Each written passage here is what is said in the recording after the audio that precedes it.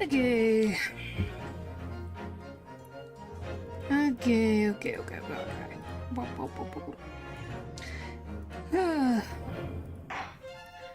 Well, it's time to get into this madness.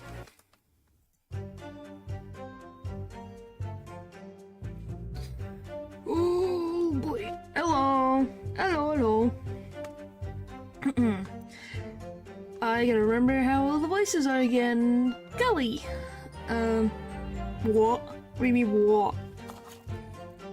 I'm into my second message. I deleted it. It's just a it just feels very random to just have this message just on the screen with no context. That's all. It was just like, huh. Alright. Word arrived at the ministry some 2 weeks ago after the ship's departure from our shores. The visiting student had been killed, but his body had somehow gone missing in Hong Kong. The news was wired to me from a detective I placed on the ship to accompany the assassin. That was the context? I don't know, if you came into a chat and that's all you saw, you'd be like, huh? Whoa, sailor. Yes, it is a sailor. I wonder if he knew about the whole assassin thing? Obviously, Cosmo didn't actually die at all. But he did lose his memory, including all details about his special mission.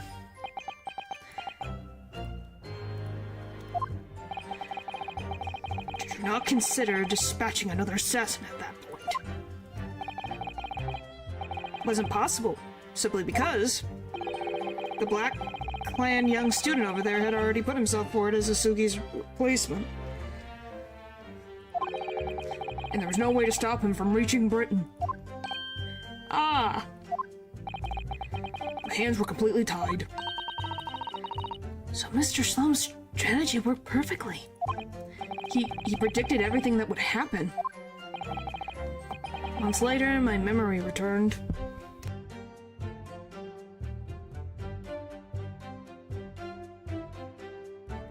All I could say is, wow, we got in the middle of an assassination attempt exchange, which is great. Isn't that great? I never intended to go through with the assassination mission anyway. So you were playing me right from the outset, were you? Is that it? I'd sooner be guilty of that crime than of taking someone else's life.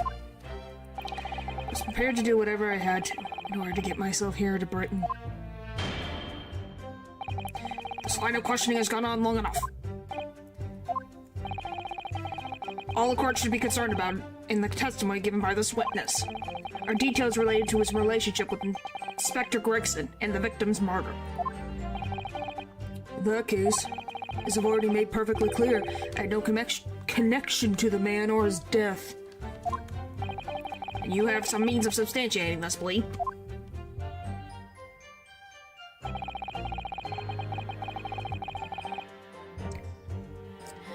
On the evening in question, a member of the crew was on duty outside my cabin at all times. Hold it! Outside your cabin is the first class area of the SS Gross, you mean? Yes, that's right. Not at least because there was a murderer, the student passenger, earlier in the year, I imagine. The liner operators have taken to posting a crewman outside every first-class cabin door. Martyr? It's called martyr. It sounds like murder, but it's martyr. Now, why in the world are you looking for a word like that? I can confirm the presence of the crewman guard myself. What do you mean? Weird? I'm just saying, that's how it is. Because I accompanied Inspector Gregson to Dunkirk that night. Golly. Because I accompanied Inspector Gregson to Dunkirk that night, I witnessed it with my own eyes. Don't worry about it. Oh, you should worry about it, because the context of that is very much a big context. It was a built. Golly. It was a well-built adult crewman standing guard outside in front of the door to the witness's cabin. Supercalifragilisticexpialidocious. Even though the sound of it is also quite atrocious. Yeah, that one I know.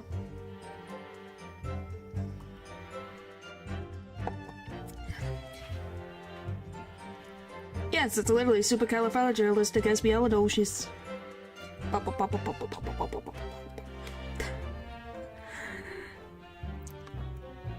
At that time, of course, I'd gone to the ship's dining room for dinner.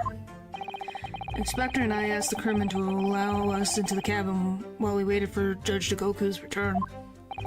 I suppose Inspector Gregson was there in his capacity as the Reaper. He was intending to take the witness's life. Exactly, as I said numerous times now, I had no intention of killing anyone. So the crewman let 2 potential assassins into the cabin he was supposed to be guarding? Not the most convincing of centuries, really. In truth, those were my thoughts too. But anyway, I stayed to talk with Inspector Gregson for a short while, and then left him there and made my way off the ship, alone. Was the guard still at the door when you went? Yes, he glared at me as I walked past. You see? That proves it. If there had been a shot fired, the crewman would have heard it, so clearly I cannot be involved. What do I even have for evidence?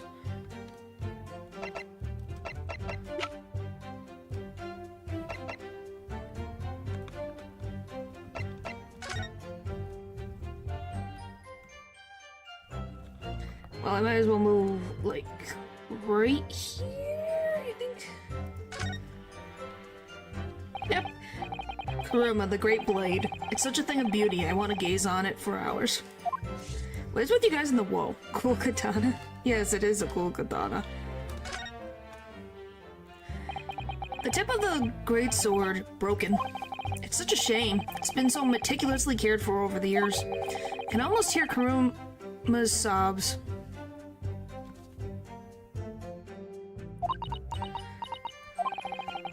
Kazuma must have really taken a swing for that to happen. Or the thing just really broke. Hello! Is there anything else interesting about the blade? That's it.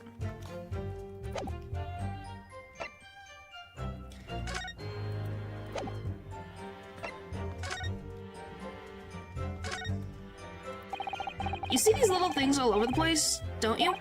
It's the part of the top of a pocket watch that you twist to set the time, isn't it? It's called the crown, I believe.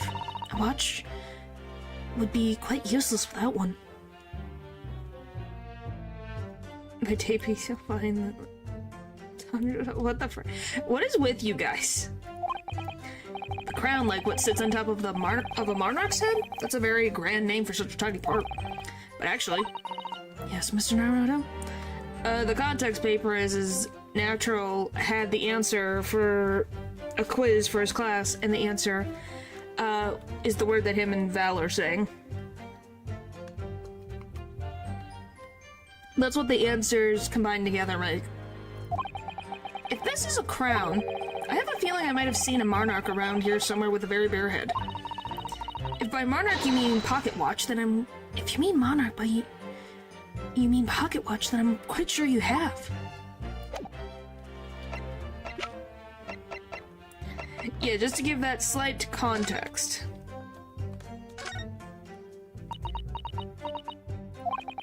What do you think, Mrs. Sato? I feel sure I know exactly what will fit here. Really? I was just thinking precisely the same thing. I'm about to see that little round component.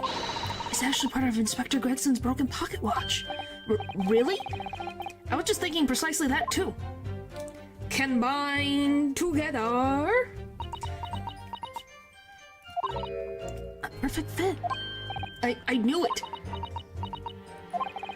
Alright, perhaps you knew it. I'll make note of this new information at once. A small machine part that Mr. Sloane's found in Judge Dagoku's cabin on the SS Gross. It's now clear that it's the missing crown of Inspector Gregson's pocket watch.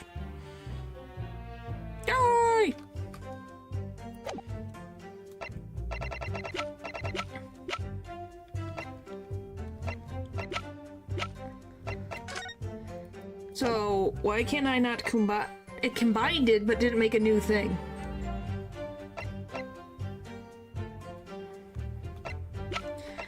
I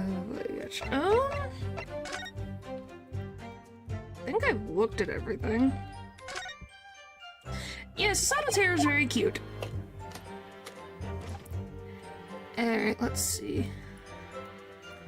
So we did that. Nothing else around while I'm looking of our new evidence. I think that's about it. Did that say? Oh, Hasanoga. Huh. Yes.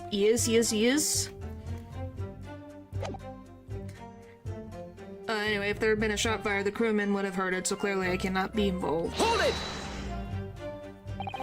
The crewman who was standing directly outside your cabin door, you mean?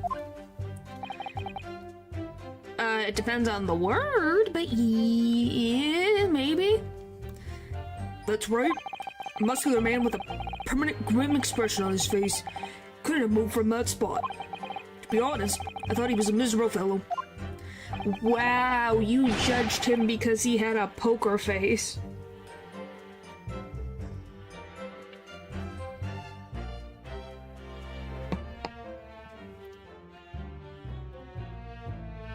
Why? One, is this an actual word? And two, why do you want me to say this word? Because the one that paper did might be an actual illness, disease, cell mutation. The other one, I am not sure if you just put a bunch of random words together.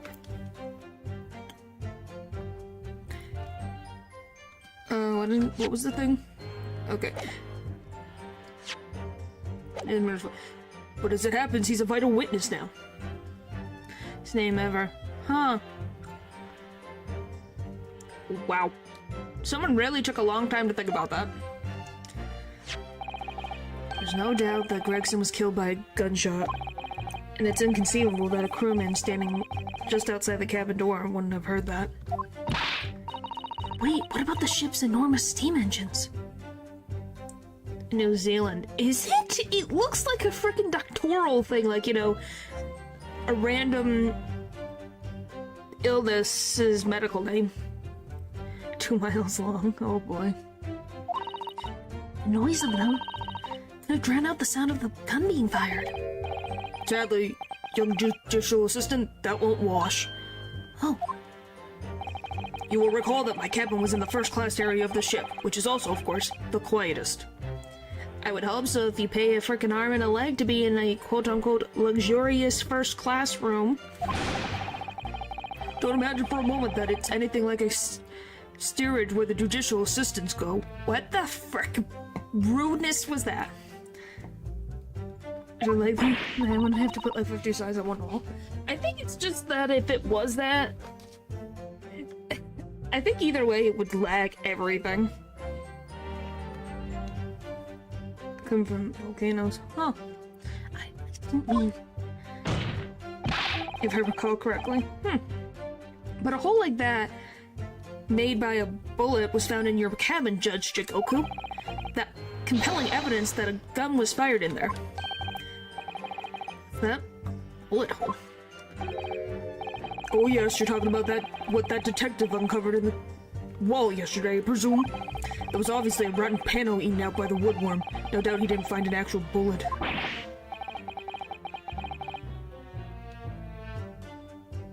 Huh?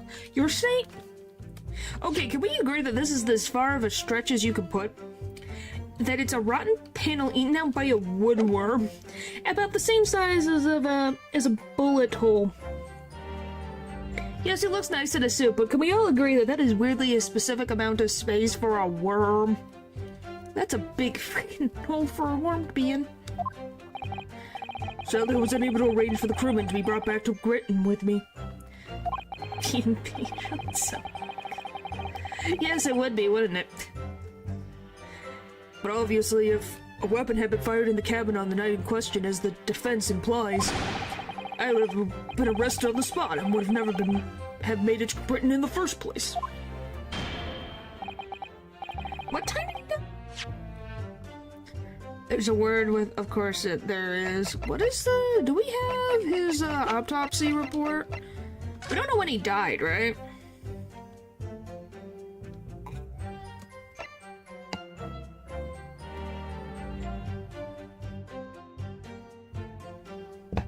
Okay, so yeah, there's no standard time of death. So we have no clue. Because that's a whole thing. I think we're gonna use the freaking, what was it?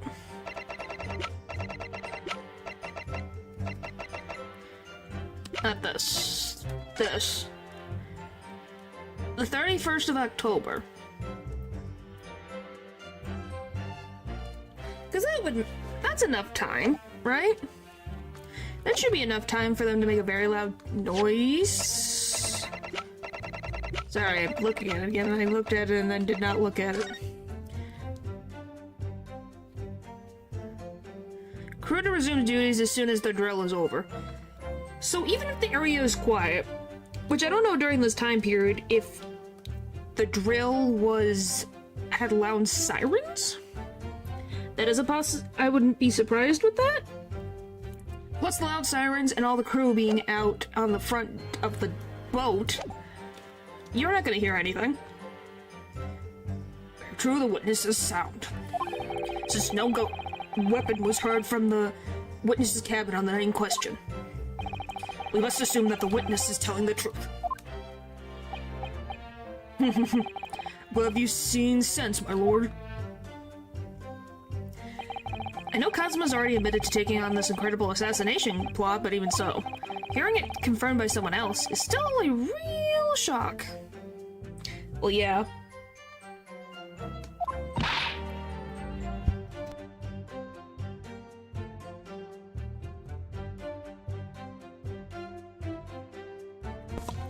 Yes, I do. If you're talking about the horse, yes, I know about another horse that passed away. Yes, I did hear. May she rest in peace. It's unforgivable. Did I hit something? Hearing confirmed. Okay. Using Kazuma-sama's feelings to manipulate him into agreeing to such a despicable plan? But I think Kazuma manipulated Judge Jigoku too. He completely double-crossed him. Oh dear. It's hard to see that. It's hard to not see that as a stroke of brilliance on Kazuma-sama's part. One way or another, though, Gregson ended up dead. I really think that the murder must have happened aboard that steamship. What do you mean 10-10? What happens on 10-10? So you mean Judge Jigoku must be lying? I know I shouldn't let my emotions cloud my judgment, but you must destroy him, Mr. Naruto.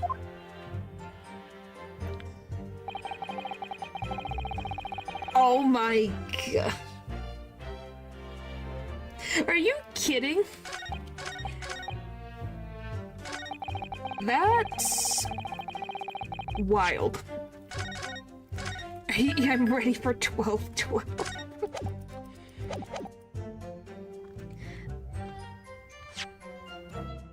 I've been helping him, like, well, I'm glad that that's a positive. I know, but I don't think it's gonna happen. Well, knock on wood. There we go. Hopefully that doesn't happen. Objection! Yes, I got it right. Yes, as the court has heard, there was a crewman posted outside Judge Jigoku's cabin. However, we can be sure that, contrary to the witness's claim, the guard wasn't there at all times. What? I have here a notice of a particular event that was scheduled to take place aboard the steamship on the 31st. What? Where did you get that? It's evidence gathered by Mr. Herlock Sholmes. You were acquainted yesterday, if you remember. Herlock Sholmes again. Yes, he's helpful. He can be very helpful when he tries. And he's helpful some of the time, he just gets his facts a little twisted. Hang on.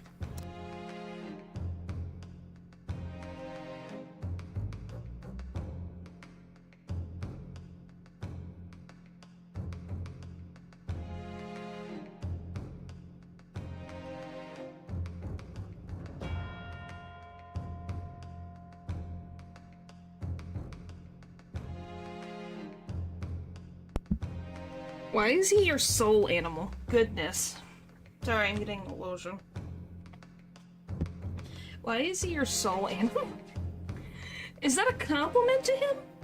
I can't tell if you're complimenting him or not. Being like... oh, poor her. Alright. Because we're only useful when we want to be. Yeah, you guys are really I think you're more kindred spirits, if anything else.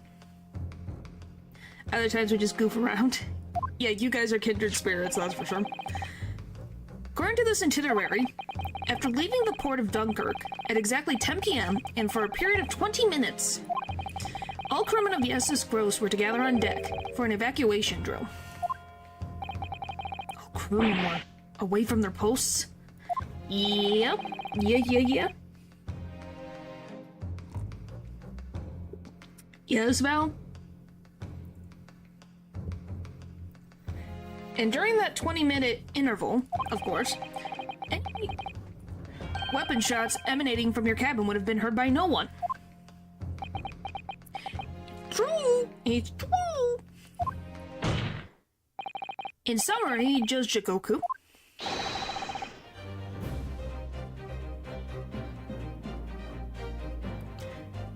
I don't get it. It's a pun and I'm not gonna say it because I don't get it.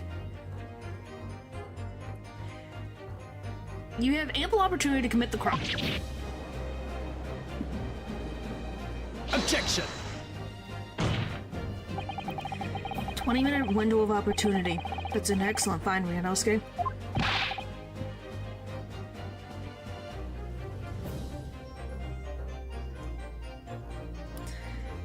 But it amounts to nothing. Why? Because the witness clearly stated in his testimony that no incident occurred in his cabin. 10, 11, 12. Oh boy. Unless you have some decisive evidence that can show his testimony to be false. Your accusation is nothing more than conjecture. Very true. Well, counsel? Yes? Who? 8, 9, 7, 8, 9? Okay. Well, when you had, like, at capitalized, the A and H capitalized, I didn't know if you were trying to make some pun. Yes, natural. Inspector Gregson was killed in Judge Jigoku's cabin that night. I'm certain of it.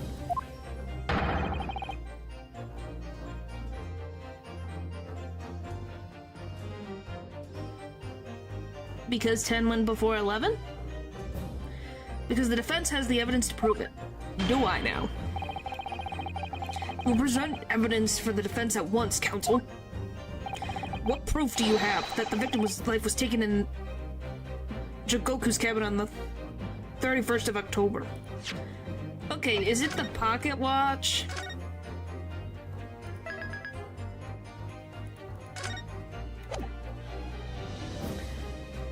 Okay. I like my joke better.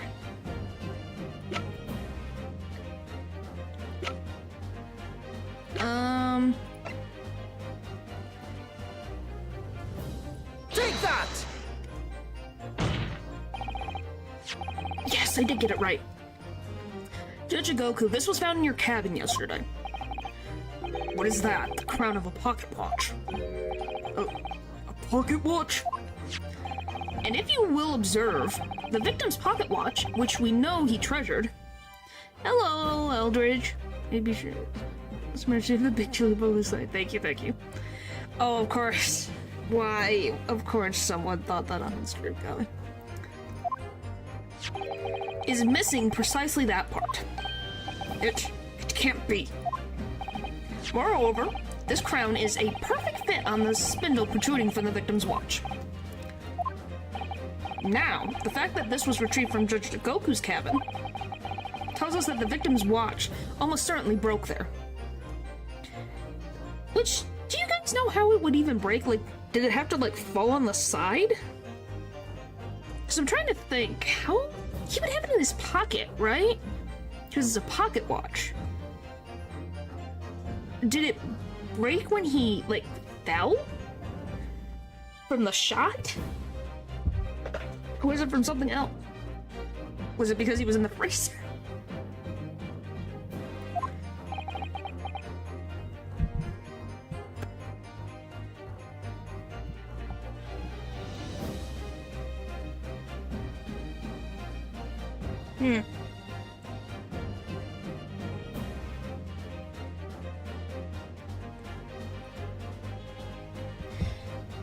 I don't know if I'm thinking too much into this.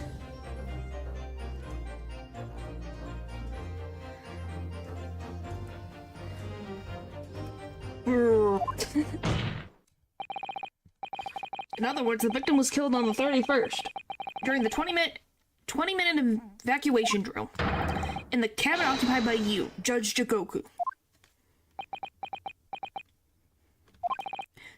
Well, you're razor sharp, aren't you, you young murderer? That's calling the kettle black over here. That's tea calling kettle black, you mother trucker. What do you mean I didn't kill anyone? I think you did. Objection! Expertly maneuvered, Ryunosuke. What now? Try to save your butt, Cosmo. And Van Zeek's. And your argument sounds entirely possible. At first. But rather like this pocket watch, it's full of cracks. How? Why is it full of cracks? Why else would his pocket watch just decide to break in the cabin? What? And I believe Judge Jigoku feels the same way. Because it's interesting. That's why Ace Attorney is so fun.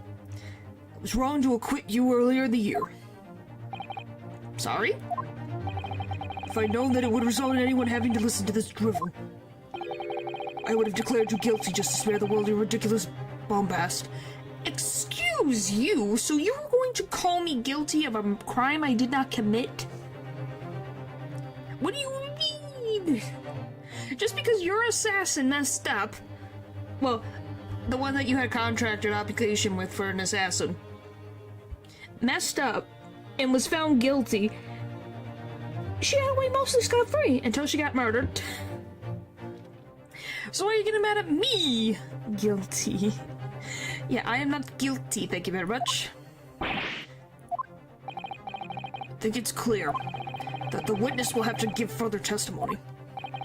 When you hear what actually happened in my cabin that night, you will notice the pitfall into which you've stumbled. My favorite tea flavor? Golly. Prior to your renewed testimony, I would like to clarify one point. The fact that this part of the victim's watch was discovered in your cabin means that you acknowledged he was there, I presume? Yes, I do. Very well, then. You may proceed to your formal testimony about what exactly happened in your cabin aboard the ship on the evening of the 31st of October.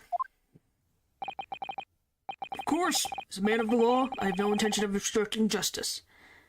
Hello! You arrived just in time. Jigoku was gonna say that he wished he put me guilty at the beginning of the first game. The events in the cabin. I had a guest waiting for me when I returned to my cabin after finishing my evening meal in the dining room. When I walked through the door, a mustachioed Englishman was there foolishly waving a weapon at me. Yes, I don't know, does it still have it? Yeah, I wanna see it? Wanna freaking see what he said? If I had known that it would result in anyone having to listen to this drivel, I would have declared you guilty just to spare the world of your ridiculous bombast. He literally said that to me. It's like, what the frick?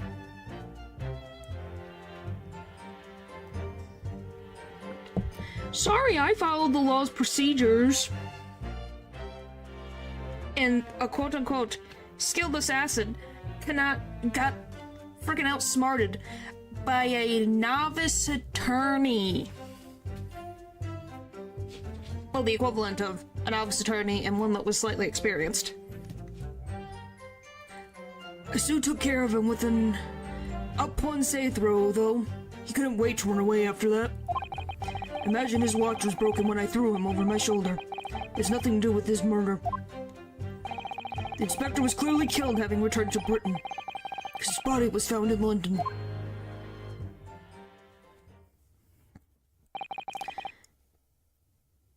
Iponsai. Common jiu-jitsu martial arts technique in my country. I was careful not to use too much force, but the man obviously landed too heavily for his watch to take. I'm gonna be very honest. I'm more surprised Ryunosuke's sword did not break. Wait. Could it be Sasato's constant Sasato takedowns broke freaking Kazuma's sword to the point that it just, like, when he tried to defend himself, it just went boop and broke? Because we got slammed to the floor so many times. Now that I think about it, I just found an answer. So, Ryunosuke Naruto. Imagine you see the flaw in your logic now, can't you? No, not really. He said a whole bunch of nothing. What? The fact that the pocket watch was broken in the witness's cabin is in no way proves that the victim's murder took place there. Well, it means he had frickin' some type of encounter. You can't say that he wasn't murdered or not. That's just a reach. And I know about reaching with testimony. I know a frickin' Phoenix Wright. He knows how to reach in situations, man, and it works out most of the time. Ah! I've no doubt the inspector intended to kill me, but he didn't manage to pull the trigger. Yes, because he was merely the tactician, not the Reaper's hand of death. Well, the testimony appears to make perfect sense as far as I can tell. Let me express my deep gratitude for your understanding, my lord. But if this testimony holds, Judge Jigoku will be deemed to have no involvement in this case. Well, counsel, I really see no reason for wasting precious time here on a cross-examination. I do.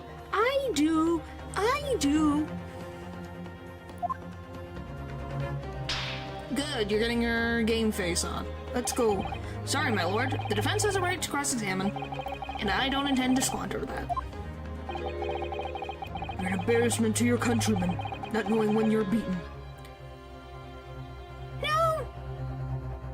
Isn't it more of a actual pride? If he keeps trying with every avenue he has open to him, then flopping and giving up. That seems the opposite of what you would want. In that case, proceed, Mr. Naruto. Away!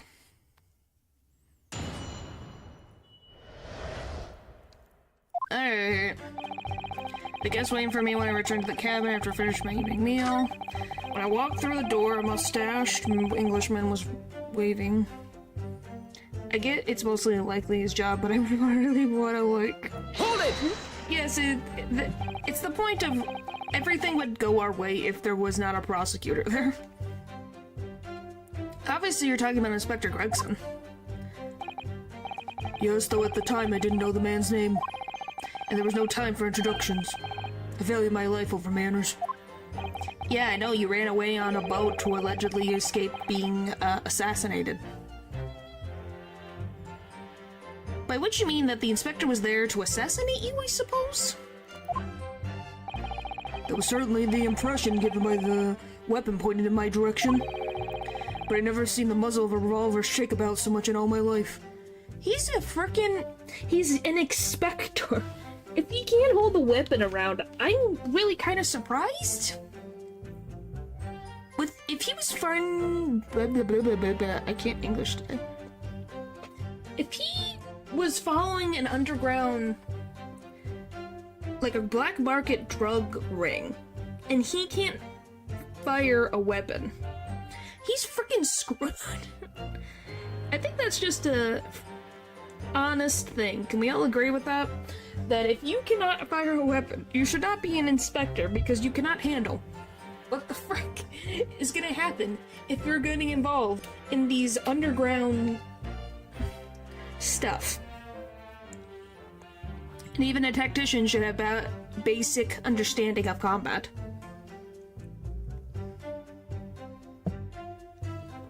Just saying. Anyone would think the man had never shot somebody before. Believe it or not, most of us haven't. Anyway, there was no time to call for the help of the crewman at the door, so I dealt with the man myself. I don't know why you didn't yell and then also defend yourself. I took care of him. Hold it! Okay. Even though the man had a weapon, that's a very brave move, wasn't it? My Iponse is far faster than a bullet, I assure you. The show with all that commotion caused the crewman to come in, didn't it? Huh? Yes, of course. He bursted immediately without knocking. The inspector hurled himself at the stocky fellow and just managed to slip past him to make his escape. The outstanding guard does it again. Probably because yelling might cause the dude to pull the lever faster.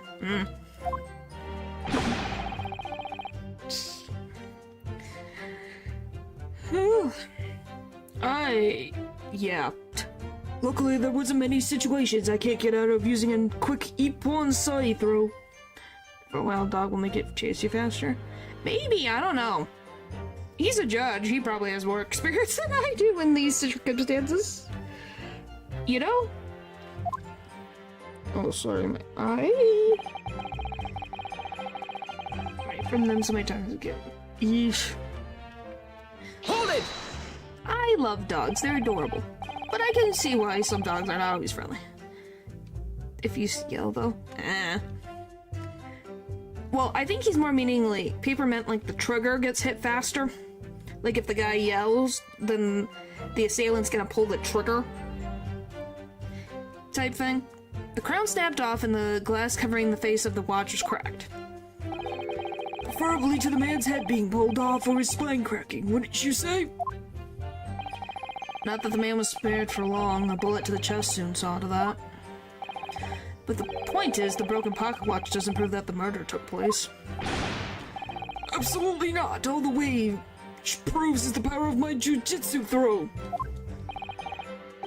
Why do you want to throw door frames? How are you gonna throw door frames particularly? Whatever you say, it doesn't quite ring true that no shot was fired in that cabin. Because there was obviously an obvious bullet hole in the wall. Ho ho ho ho. What are you talking about? That's what the star of your lowbrow detective stories told you, isn't it? Well, I don't care if it's fiction. Do I need to bring Herlock up to the stand for him to say, "Yes, sirree frickin' Bob, I saw a hole in the wall that looks like a bullet hole"? And then have Professor Mikotoba, "Yes, sir, by the law, I did see a bullet hole in the wall as well." I don't know, I'm weak to picking up pebbles, so... Haven't you worked it out yet, you little stripling? No murder took place in my cabin. The inspector was killed, having returned to Britain. The body was found in London. I didn't want that. So that's his story. Well, I suppose if you think about it, whenever you drop a teacup in the office and it breaks, we don't say, Mr. Naruto must have been murdered there, do we? Isn't that a veiled threat about what might happen to me if I break another one? And the fact is that Inspector Grix's body was found in the little room on Fresno Street.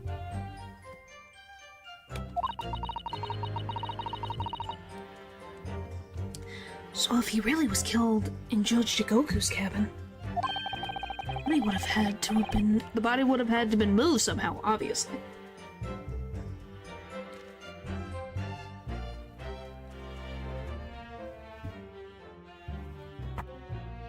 Oh my goodness.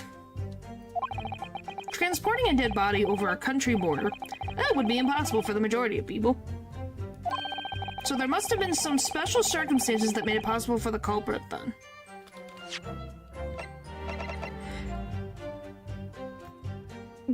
I remember there being a thing. Now that's that. There was a thing. I don't know if it tells me or not. I remember. Well, I remember specifically that, Professor Mikatoba said that he didn't have to have his stuff searched. Well, not Mikatoba, but Jigoku didn't have to have his stuff searched because he's not just a judge, he's something else. So I'm trying to think, what the frick thing? Permission for applicant and one additional person to travel. I just remember that particularly, and it's bothering me. I don't know if we have anything like that. It bugs me.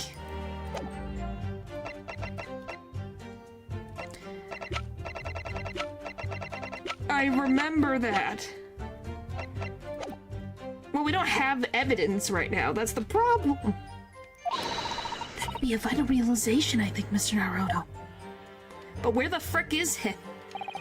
I guess waiting for me. Blah, blah, blah. What frickin' would be evidence, though?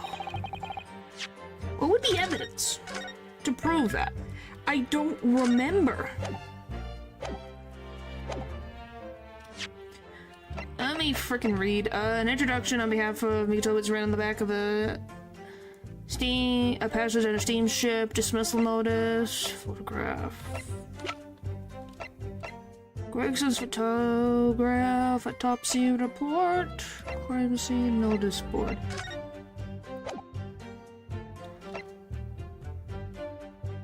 Firecracker. Would this prove? Is this Gregson? Is this Gregson right here? Is this Gregson? Now that I think about it. I imagine I just threw him over. The inspector was clearly killed having returned to Britain because his body was found in London. I just thought about it. I'm like, yeah, they need transport. Now that so we literally took a picture with the dead body. Objection! Nope, it wasn't that one. I just thought about it. How the frick? Well, he would be dead, so you wouldn't know, but obviously. I just thought about it. I'm like, oh my gosh. Imagine his watch is broken and I threw him over. It's nothing to do with this murder.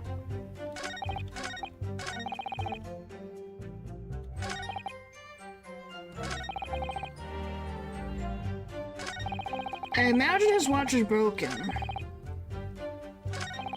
Imagine his watch is broken when I threw him over my shoulder. It's nothing to do with his murder. Did I listen to this? I mean, Hold it! okay, no, I have not. Alright. Alright. But there's no evidence that proves the victim ever returned to London alive. Take a moment to think of that idea of yours now, stripling. Grandpa, it's a picture of someone in a vase. It's just, oh my gosh. What? The inspector was killed on the steamship in France. How on earth could he have got back to Britain? People die, their bodies remain at that same spot. It's a devil of a thing. When? Then, obviously the culprit must have moved the body. How exactly? Carrying a corpse off a ship in your arms would raise a few eyebrows at least, don't you think? Well, yes, that's true, but... All passengers' luggage is expected when it's unloaded from arriving vessels. I would like to think the border police would query the corpse of an English gentleman as hand luggage. Murder taking place aboard the ship, you would imagine the body would have been disposed of at sea. There would be no sense in risking being caught at attempting to transport the body back to Britain. Not at the time. Yeah, that killed the idea then. Perhaps not. Mrs. Sato? We've heard that first-class passengers were under strict scrutiny by the crewmen posted to guard them, which would mean that the culprit had no opportunity to dispose of the body in the sea. Yes, that's true. So transporting the body to Britain may have been the only viable alternative. Then go get a Pop-Tart. Dear me, you really are new to this, aren't you? I thought I'd been perfectly clear, but it seems I'm going to have to explain it in words you understand. I think I ought to alter my testimony with your consent, of course, my lord.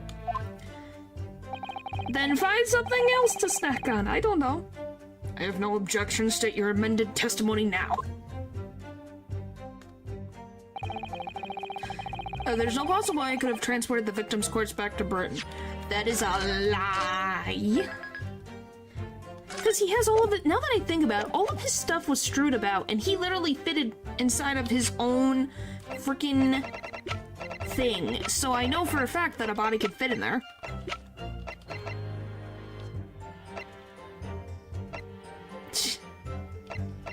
Objection! Haha.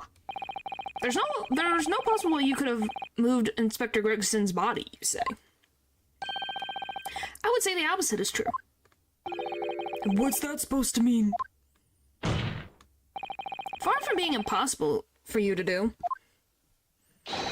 the transporting of the Inspector Gregson's body back to Britain is something only you could do. There's a case in here in Brazil where a woman by her husband or BF in an apartment complex, then used a bag to move his body. Yeesh. That's just, it's a sick thing, but a thing that people do. Because if you have a luggage, it's easier to, you can't tell the difference unless something smells or something moves around weird. And quite common. Yeah, that's the sad part. And the other thing that is very interesting about Jigoku is he is a Supreme Court of Judiciary in Japan. And a Minister of Foreign Affairs. So yeah. What are you talking about, Ryunosuke? As well as being a judge, Mr. As well as being a judge, Mr. Jigoku is also Japan's Minister of Foreign Affairs. Which means he's exempted from having his luggage searched when he enters the country. I think that's stupid, by the way. That's a way freaking murder happens, or a dead body gets into your country. Because if that wasn't the case, the body would have been found.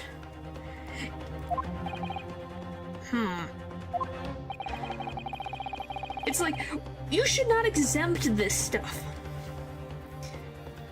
Like, I'm not saying that every little, like, pulling everything out like crazy thing. But you should be able to open it and look around and be like, you know? Especially for a big event, like this big meeting that everyone in the Peanut Gallery is a part of. These are big deal people around the world. Pulled out and say everything and everything. Well, pulled out in a reasonable way. Like, you know, you lift something up, you look. Well, the thing is that if you're having a bunch of people from different countries all coming together to talk about laws and how to better do your judicial system, it's not an unreasonable way. But you should be able to look at their stuff because they're such a big deal. There's such big figures around. You don't know if someone's gonna do something stupid. You need to check these things. They might be like, well, I'm the Minister of Foreign Affairs of Japan. So, you are still human, and you could still commit a crime. If they're lived in a pedophile dress. If they did, then Gregson's body would be gone. We learned that when you we learned that when we first met you upon your arrival in London. It was easy to hide. Yeah, but you get my point. especially when you're having all of these people gather in one location for a big summit. You need to check these things. This is not anything against anyone. Everyone needs to be checked for their luggage to make sure there's nothing going on. You know? That's why nowadays it's a little bit more convenient because you have metal detectors. And are able to see things going on in the bag and be like, oh, there's a dead body in there. All those passport checks and luggage searches at the border took a lot of time. Must say I'm very envious of your ministerial status. You didn't have to go through any of that, did you? And the frickin' thing is right here. This is Gregson. Guys, I didn't know Gregson was here this entire time, and I feel bad. I knew you were jealous.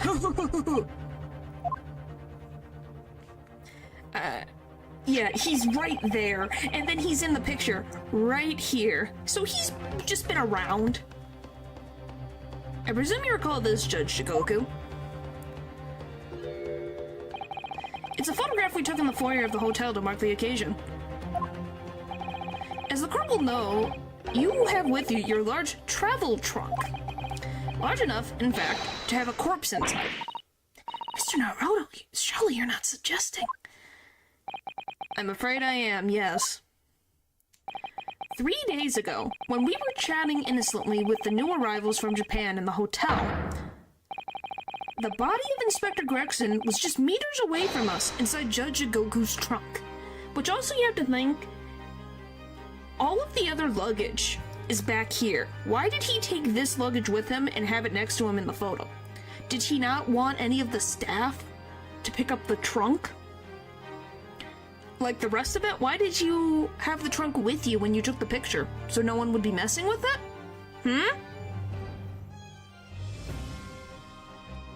Because that's very suspicious. Like, really suspicious now. Bet he filled it with ice. It's definitely possible. Order in court. I'm skeptical, counsel, that a grown man's body could fit inside even the largest travel trunk. Jigoku could do it in his own frickin' trunk, so I'm pretty sure Gregson, who is a little shorter than him, can probably fit. Even with his fish and chips. It could. Because I happen to know that the witness himself, a man of considerable size, fits inside his trunk. And verifying that would be extremely simple, wouldn't it, Judge Jigoku? But inside his trunk? How horrifying. And after we've spoken with you at the Great Waterloo Hotel, you had the opportunity to visit the apparent scene on Fresno Street. Taking your trunk with you in a cab to just posit this inspector's body. I don't have to listen to this nonsense. I will say, let's say that is true, because that is where I'm believing. How did he know about the Fresno Street apartment? Like, or the room? That is the one thing, because if he didn't know Gregson, like, did Gregson tell, like, his other intel from Japan that he had a room on Fresno Street? That's the only thing I don't quite get. Dr. Gori, the coroner who examined the body, has confirmed the possibility. She acknowledged that there are signs that the steps may have been taken to disguise the true time of death. The onset of the body's decomposition could have been delayed by storing it in a refrigerator. There's a mastermind indeed. Yes, there is. Because there's, like, how do you know about Gregson's room? Because I don't think Judge Jigoku... Well, how would I say this? One, I don't think that Gregson knew that Judge Jigoku was in contact, or something along those lines. You know what I'm trying to say. Judge Jigoku has not been in Great Britain for 15 years. 10 years, something like that.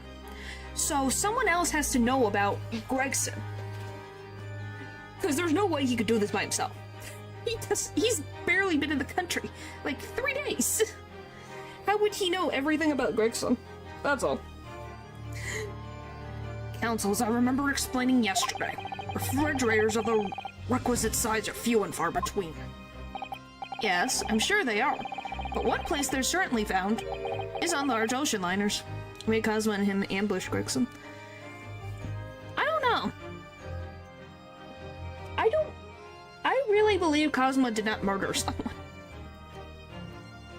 Because why would he get angry?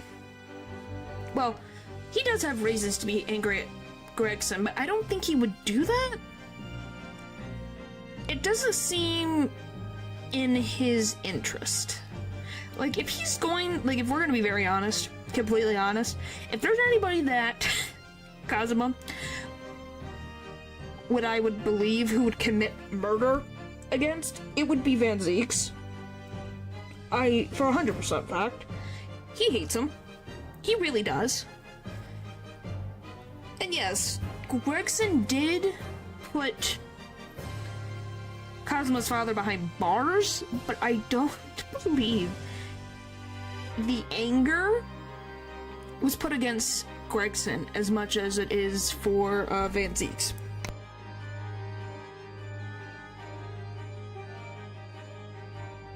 I could be wrong. I could be very, very wrong. But the way Kazuma acts, he just despises Van Zeeks. Such ships are equipped with electrical refrigerated rooms, cold rooms, to keep food fresh on their long sea voyages. And the SS Gross is no exception. Professor Mikatola told me about it only yesterday. Well, Judge Shigoku? Gregson was part of Van Zeek's fan club, though. Well, we don't really know. But he didn't know about that until recently. AKA the... You mean Reaper, not Ripper?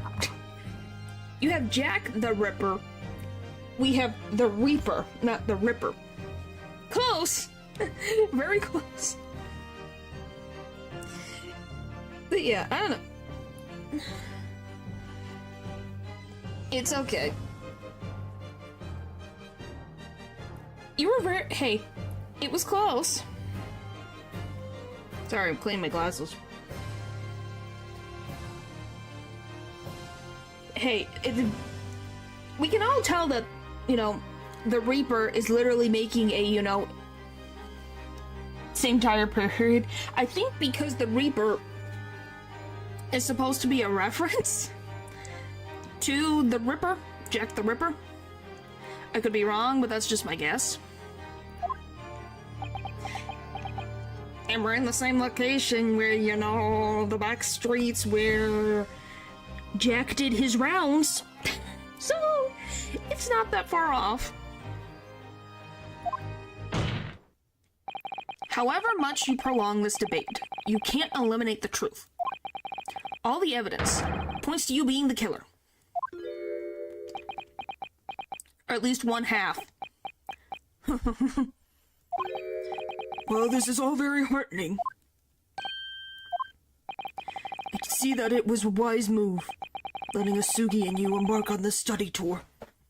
Is that a compliment, please? What are you talking about now? Logical reasoning, of course. All court proceedings will be built on logical reasoning in the new century. Ha ha ha, you're so funny. Logical reasoning.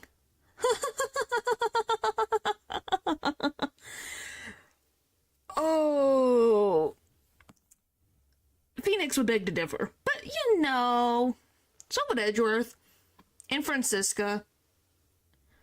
And the others that we're going to be meeting. You poor sweet summer child, you don't know what's gonna hit you. And I can see that you've both laid firm foundations for that already. Judge Shigoku, please stop diverting attention from the issue at hand. This guy's never been in an American court. Well, he hasn't, to our knowledge. But also at the same time, yes, Phoenix is taking place in the US, from my understanding. It's time for a new approach. One free from conventional wisdom. Oh, boy. The defense has made an accusation against you. How do you respond? Respond? There's really no need for me to respond, is there? Chaos, chaos, chaos. Yep. Why ever not? Because before you can even begin to answer the question of when the victim was killed, you must first establish one key fact. Where was the victim killed? It's quite logical. The actual scene of the crime. Yeah, we don't really... Was he killed in the cabin? Or was he killed elsewhere? Chaos. Oh my gosh. We're not getting into that, hubbub. That's too far removed from my brain. Prosecution stance is unaltered. The killing took place on Fresno Street when the gunshot was heard. And as the accused, Brooke Van Zeeks, shot the victim at point-blank range. Really? Really? You're still standing on that fact? Really? Since no tangible evidence exists to disprove the prosecution's claims at this time, the defense's deductions amount to little more than an elaborate fairy tale. And seals. He really is trying. Yeah, I guess. Well, I'm not saying that we have anything proven. Like, I'm not gonna deny that there hasn't been... This is an assertion that we don't have any evidence to prove just yet. Or we might, and I don't know about it yet. Afraid that's how the logical reasonings the British are known for really works, young tripling. The victim was shot in that little room on Fresno Street and died instantly? I'm afraid it's the prosecution's claim. That's the only fairy tale here. How can you say that? Quite simply. Because that claim directly contradicts a certain piece of evidence in our possession. Does it? What do we have in our possession that says he didn't die instantly? Indeterminate time of death. Okay, what is it? Was shot in the chest at close range, resulting in instant death. It says instant death. What are you talking about, Rinosuke? I don't know what you're talking about. You gotta explain to me, please. Very tantalizing, counsel. I think you had better explain yourself to court, don't you? The prosecution claims that Inspector Gregson died instantly when he was shot at the scene on Fresno Street. But this evidence clearly contradicts that claim. What frickin' claim? What? What? I don't know what you're talking about. What do you mean? Instant... Where the inspector was found, the top on the candle was blown off. Blah, blah, blah.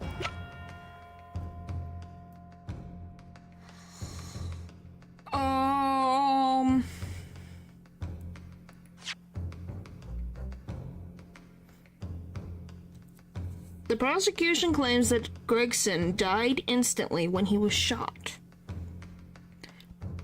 Well, the autopsy report says instant death.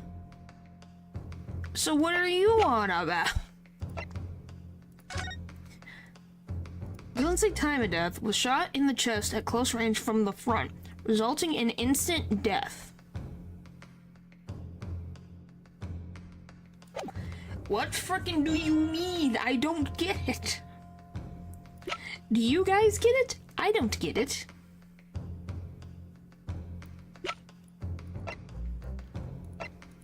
I do not understand. I don't get it. Explain.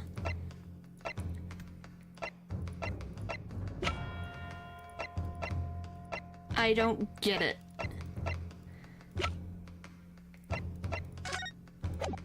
That's not helpful to me.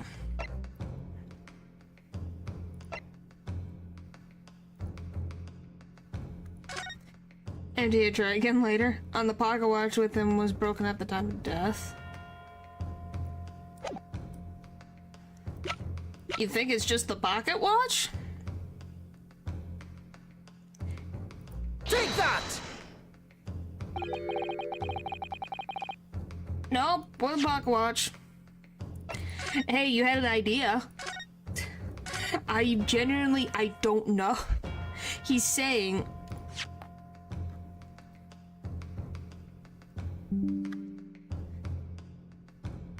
My goodness. Tantalizing. I think you better explain. The prosecution claims that... Okay, let's me read. The victim was shot in that little room on Fresno Street and died instantly. I'm afraid it is the prosecution's claim that only fairy tale here. How can you say that? Because that claim directly contradicts a certain piece of evidence in our possession. Probably the funniest horror I saw this year. Huh. It's not any of this. Was found at the scene, probably best of it.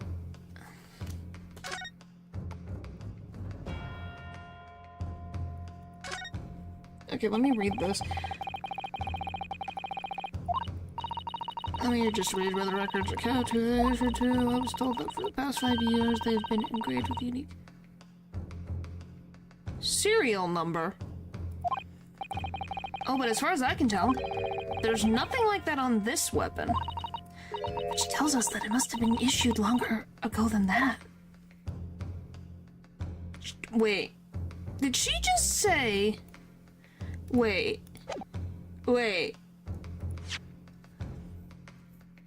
I was told that for the past 5 years, they've been engraved with a unique serial number.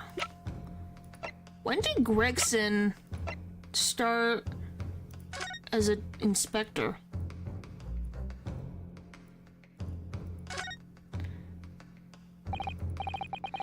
We should see what this inspector identification looks like, blah, blah, blah. We've read that before. Open the frickin' thing. I need to read. So he has an ID number. Sandler insignia looks genuine. And the department and identification number details are all correct as well. There's no doubt that this really is Inspector Gregson's identification. So he has an ID number, which I'm assuming would be the serial number. But there's no 997 on it. I know that's a whole different issue, but you know, that's interesting information to think about.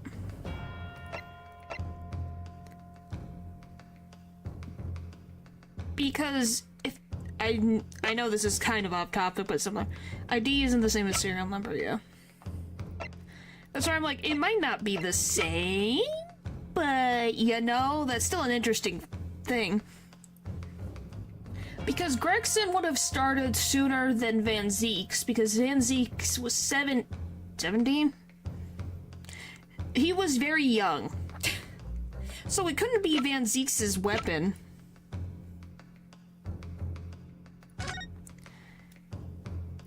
Because he started later than Gregson. Oh, that's all I get. Thanks, gang. And what do you mean, wait?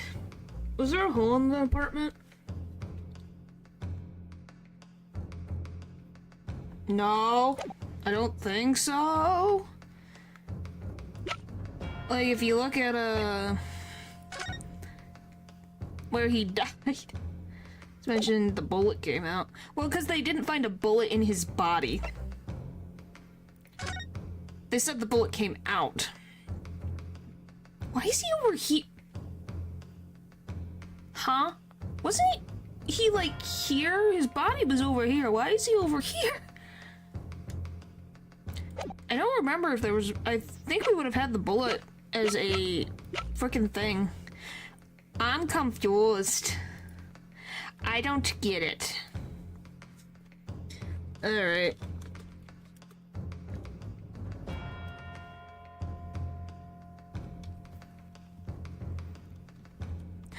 I don't get it, I don't get it, I don't get it at all.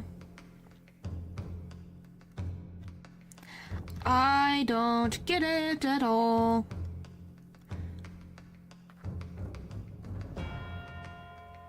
I vote autopsy report. I'll take... But the thing is, what about the autopsy report is not correct? It's got his age, his name, his nationality, indeterminate time of death. Was shot in the chest at close range from the front, resulting in instant death. Take that! Nope, not that either. Okay.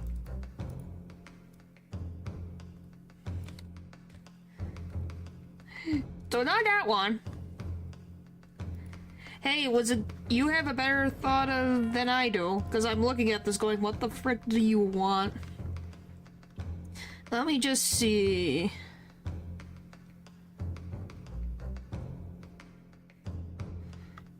Okay. Well, there's an exit one, but they didn't find the bullet anymore. It is. Waiting for me, blah blah blah, I read that. Okay, President will mention there's no possible way, commemorative photo, I read that. Okay, however, Cosmo continues to claim that Gregson was killed on Fresno Street, but you now have evidence to destroy that present. The President claimed... Okay, so it's just the photo of Gregson? Okay, I genuinely was completely lost.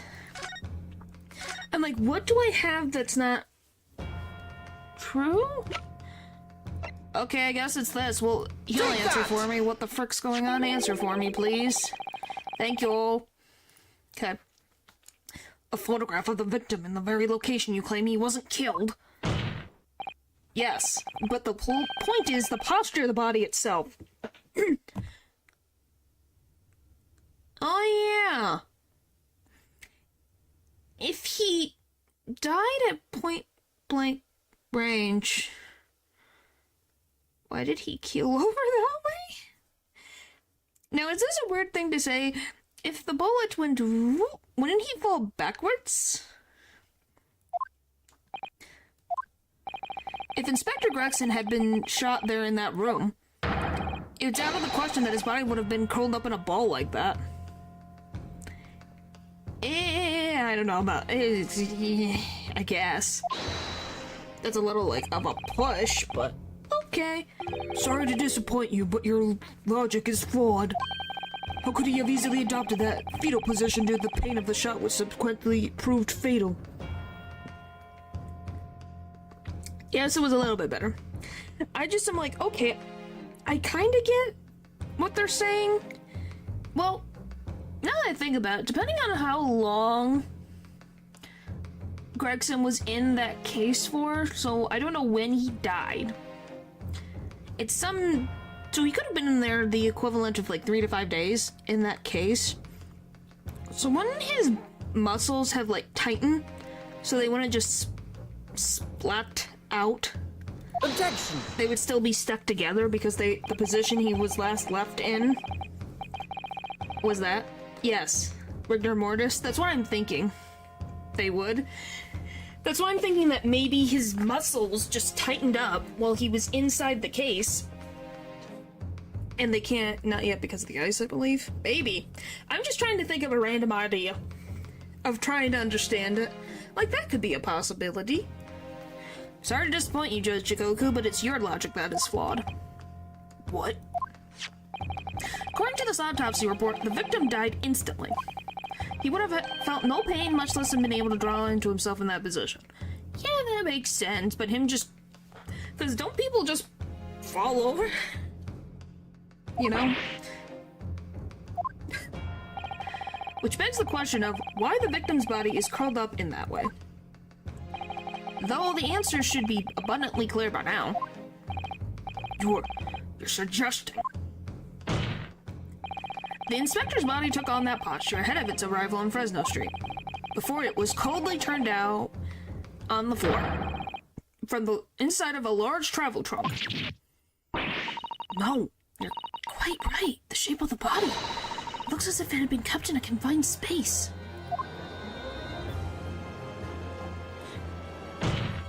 I don't know. I kind of get what they're saying. But it's definitely, like, pushing it a little bit.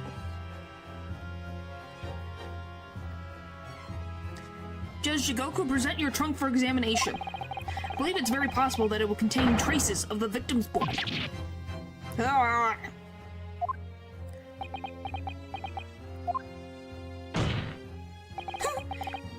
Present my trunk. I refuse. What? On what grounds? Reducing it as a player is hard.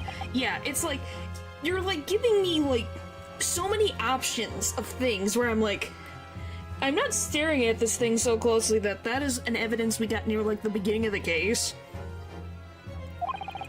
I'm the Minister of Foreign Affairs from the Empire of Japan. I shouldn't have to put up with this treatment just because of some stripling baseless accusations. Oh, you say that, but I am also a lawyer from Japan. So, in that case, you're null and void, mother trucker. See Jigoku's golly. At least for years. Oh my gosh, but oh my gosh, you guys, you have the same brain. In other words, Judge Jigoku, there is blood in your trunk. I decline to answer that. As the Minister of Foreign Affairs, I have privileges that Something I can't read when you do that. That allow me to. At this moment, you're not a government minister. You are a witness in a trial in Britain's highest court. Ha. I don't care who you are or what your status outside the courtroom might be. You will not withhold information. Technically, he's right. Technically. But at the same point, he is also an alleged murderer. So they have to be able to check.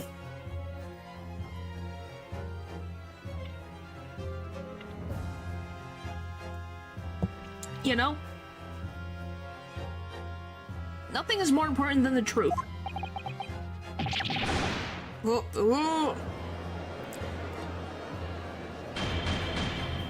Yeah, but arresting a minister from a different country? Big nope.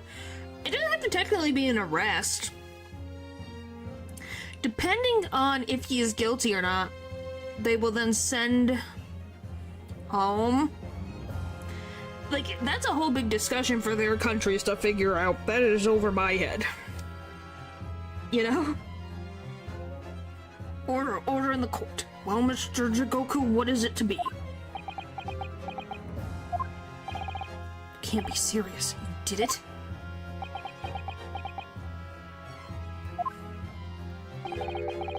Have you no shame at all, cousin Yasugi? What? Very well, I admit it. I did bring the inspector's body into the country. Inside my trunk, exactly as postulated by the defense. What? You... Dear gosh, outrageous. So it was you. You admit to inspectors...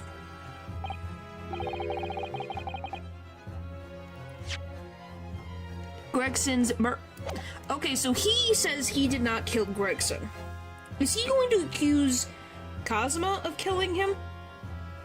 That's where I think the next point of logic is gonna go. Is that he's going to say... Which, I don't know. We still don't know if he did kill Gregson. He put him in a trunk, yes, he admits that. But I don't know if he committed murder. No, I've admitted to nothing more than what I've said. Of killing the man, I certainly have no recollection. What on earth is that cryptic statement supposed to mean?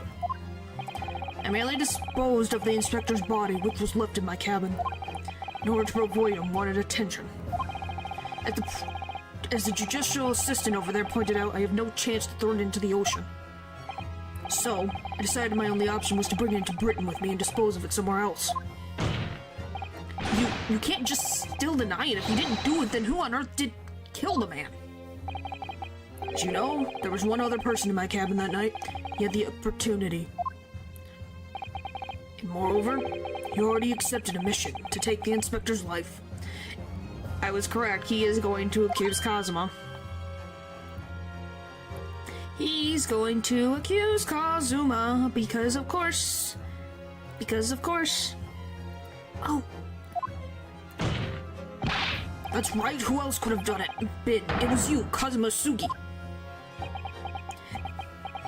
You... I'm just gonna be honest, you don't have any proof otherwise either, Kazuma. You say, oh, we have no evidence, and you've been saying, oh, I left the ship. That's the only thing. I like Kazuma.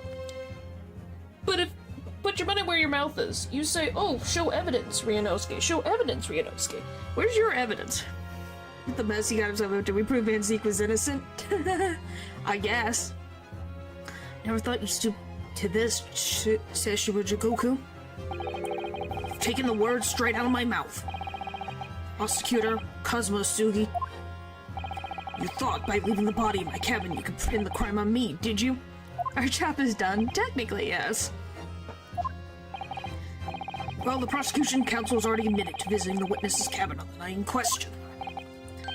Yes, on an assassin mission, no less. You wouldn't. Of course he would. So, what do you make of that, young stripling? You've heard my testimony now, and that's all I have to say on the matter. I'll admit to nothing more. I don't believe this. Counsel for the defense. What is your position? The court awaits your response to the witness's assertion. The assertion that on the night in question, the victim's assailant was in fact Mr. Kazuma Sugi. Is that done until Smallman returns? Yeah, this is funny. It is very funny, because what did he expect to happen? Like, he admitted it. He admitted. Oh, I went there. I'm gonna be very honest. What the frick was Kazuma trying to achieve by going with Gregson? Like, he literally shot himself in the foot by doing that. You put yourself in the perfect position to be seen as guilty. This isn't the dead end it seems to be. The answer's right in front of you. If it comes down to Jigoku or Kazuma, both of them had the opportunity to kill Gregson, but only one of them did it. And I'm just a step away from proving who. Very well, the defense is ready to respond to the assertion put forward by Judge Jigoku.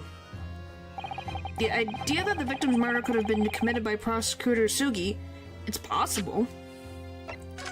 Like, it's possible. I don't know if that's the correct answer. Like, I do not know. Is it possible?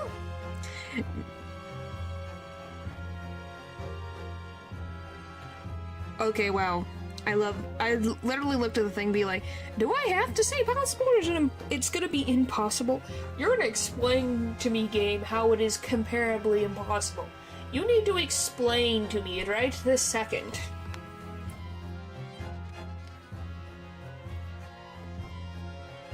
Because apparently you get a penalty if you say it was possible. Explain. I needed to know. Judge Jigoku, let me remind you of something you said only a few minutes ago. You claim that logical reasoning is the future of the judicial process. It is, no question. Well, logical reasoning can prove something there. Namely, that would have been impossible for Prosecutor Sugi to commit the crime. What? Explain to me, please. The court will only accept an argument that is supported by compelling evidence. So present what you have, counsel. What proof is there that the alleged demonstration demonstrates the impossibility of Prosecutor Sugi's involvement?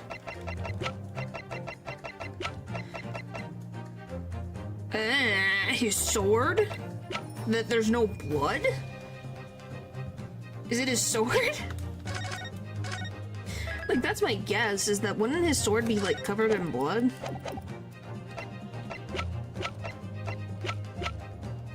Take that!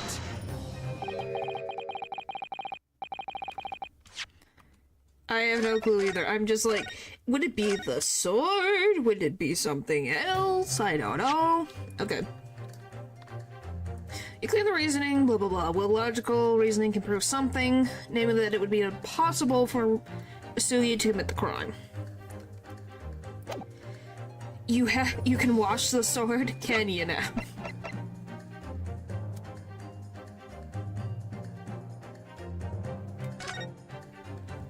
Okay, do I have to open this and get the stupid blade piece? Blah blah blah blah. I want the blade piece, please. Give me. So it. Okay, so we just don't mention it? Take that! No, I thought maybe that would work. I'm like, oh, well, his blade has been put into the thing and it has no blood on it.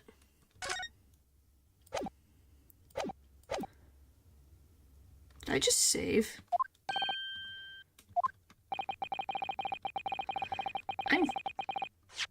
I probably just saved, didn't I?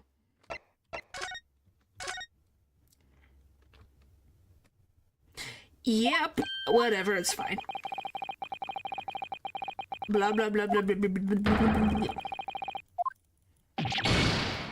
I have 4 more attempts, it's fine. I can't upset son or I'll end up being upset.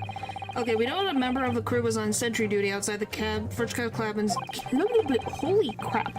Okay. We know a member of the crew was on sentry duty outside the first class cabins nearly all the time. So, as long as the guard was there, it would have been impossible to fire a shot without being heard. And that very much narrows down when the crime could have been committed. Yeah, during that 20 minutes during the drill. Okay.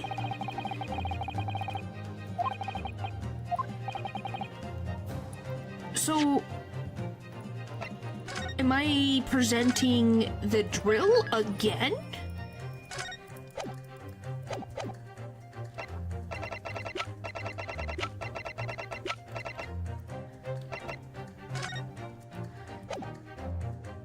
Practice, right, blah, blah. Pocket watch?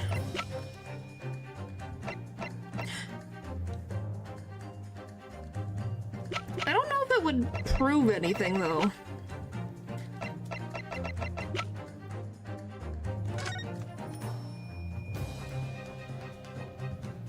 I can't even... What is the longer hand? Is it this one? So it was like... 12...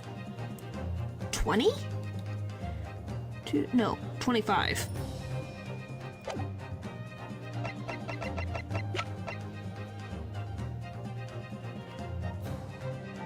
Take that! Okay, I guess it's this one. This itinerary for the crew members of the SS Gross, my lord. This is conclusive proof. An itinerary? Itinerary? How does that prove anything? Judge Jigoku, the moment you acknowledge that you found the victim's body in your cabin, this itinerary suddenly became much more significant. What? Why? On the night in question, as always, a crewman's sentry was on guard outside your cabin door. As long as he was there, nobody could have fired a shot inside the cabin. Absolutely, because it's inconceivable that the guard wouldn't have heard it and come to investigate. So that tells us that the crime must have been taken place when the guard was elsewhere. And that narrows it down to the 20 minutes just after 10 o'clock, as dictated on the itinerary. Yes, I see no flaw in your reasoning so far. But the crucial point is this. When the evacuation drill took place, the steamship had already put to sea from the port of Dunkirk. Oh, but do we have proof that Kazuma was not on the boat? Pocket cat? No, there's no pocket cat. Now, clearly the murder could have only been committed by someone who was aboard the vessel at the time. But Professor Asugi stated in yesterday's proceedings, I didn't come to Britain to take anyone's life, so I left Gregson and disembarked the ship. I spent that night at the boarding house in town and returned to England the following morning. I guess we'd have to check the boarding house and the ship crew members to say, did you see this man leave the ship? And the boarding house, did this guy check in on this night, on the 31st? Those you have to prove, though. which I'm sure the court will agree is conclusive proof that Kazuma Sugi couldn't possibly have carried out the killing. It's not conclusive, it's an option. Who said hold up? Oh, you did. No, absolutely not. I do not accept that at all. What do you mean? The boy's just saying that to exonerate himself. We can't trust that he's really disembarked the vessel. Obviously, after he left the cabin, he hid himself somewhere nearby on the ship. Just waiting for his chance to come back and finish him. Mention his name in the registers. Yeah, if he did he say that? Then yeah, all we have to do is check. Like, that's something that you can easily check, because he could probably give us the name of the boarding house that he went to. And you have someone go up there and be like, hey, here's my badge. We're investigating a murder crime. We need to check if this person checked in. Can we see the register? For that day specifically. Or did this person's name is on your register for the 31st of October? No, that's out of the question. Isn't it, Kazuma? If the defense rightly recalls, I disembarked the vessel and spent the night in a boarding house in Dunkirk. And as I said yesterday, I signed my name in the accommodations register book. How did you remember he put his name in the registers book? All extremely easy to verify and undeniable proof. Well, we need to have someone testify and show it in person, then yes, it would be undeniable proof. My brain woke up. That's fine. There's no escaping this time. You can't forget that you're a judge or a government minister. You can forget that you're a judge or a government minister. It's time you gave the court an honest answer as a common man. You killed Inspector Tobias Gregson and transported his corpse back to Britain. Then you dumped the body in the room on Fresno Street and made it look as if the murder had happened there. That's what really happened, isn't it? Seishiro Jigoku.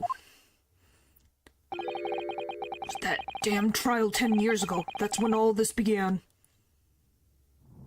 Oh boy. Looking back now, my fate was decided that day. I was doomed already. What the fuck?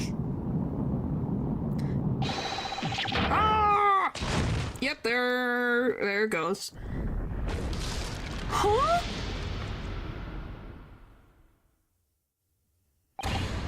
It's over. My life is over. Yeah, can we keep him, like, 50 feet away from me? 100 feet? A British assassin to eliminate a professor in Japan, and a Japanese assassin to eliminate a detective in Britain, excuse me. Pretty much, yeah. Both assassins will use diplomatic immunity to evade conviction and return safely to their homelands. That assassin exchange request arrived from Britain about 1 year ago. Though it was hardly a request, it was a demand. And for that, you decided to recruit Mr. Sugi. But things didn't go according to plan. Your chosen assassin never made it to Britain. She'd protect us? Yeah, I would hope so, but I also don't want her to get hurt, because that man is terrifying. He destroyed that wood like it was nothing.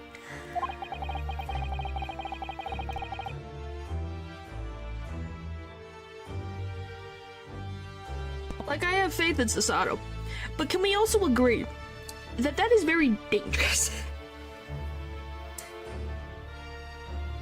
Or I'm like, he was a fighter, I trusted her. Well, yeah, we'll have faith in her, but she needs to have backup with her, just in case, please.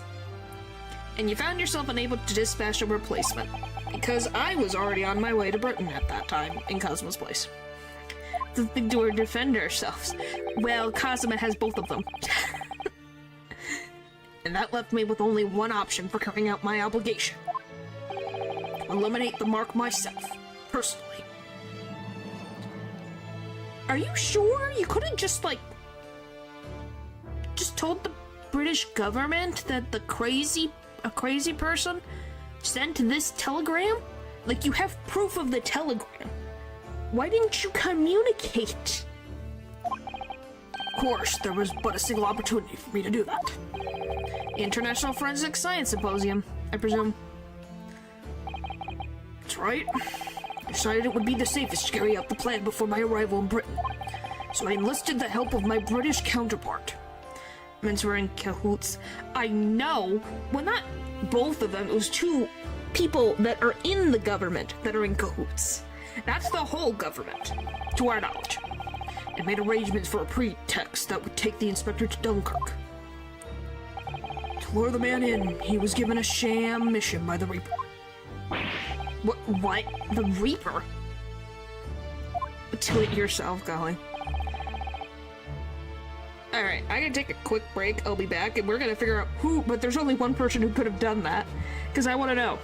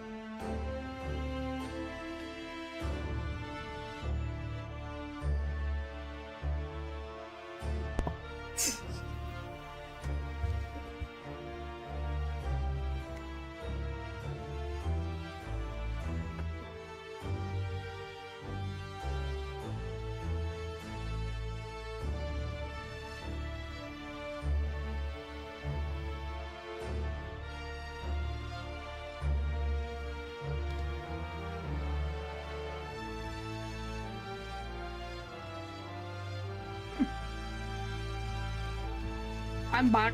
It's alright. Okay. But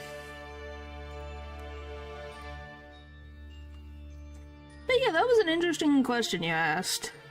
Val, that is interesting. I looked at conversations. That was interesting. The Reaper himself. Of course! But who's the frickin' Reaper? Who's the head of the Reaper? There's gotta be a head of the Reaper somewhere.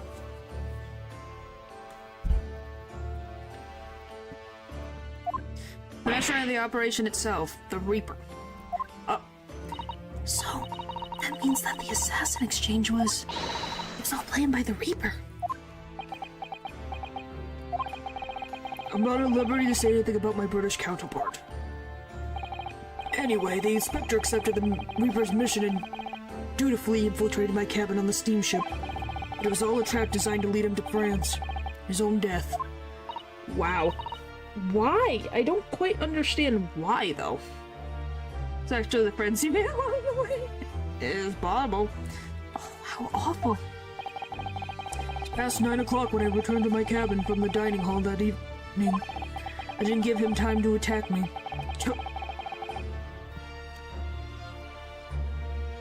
Where is it? He choked him to death until he lost consciousness.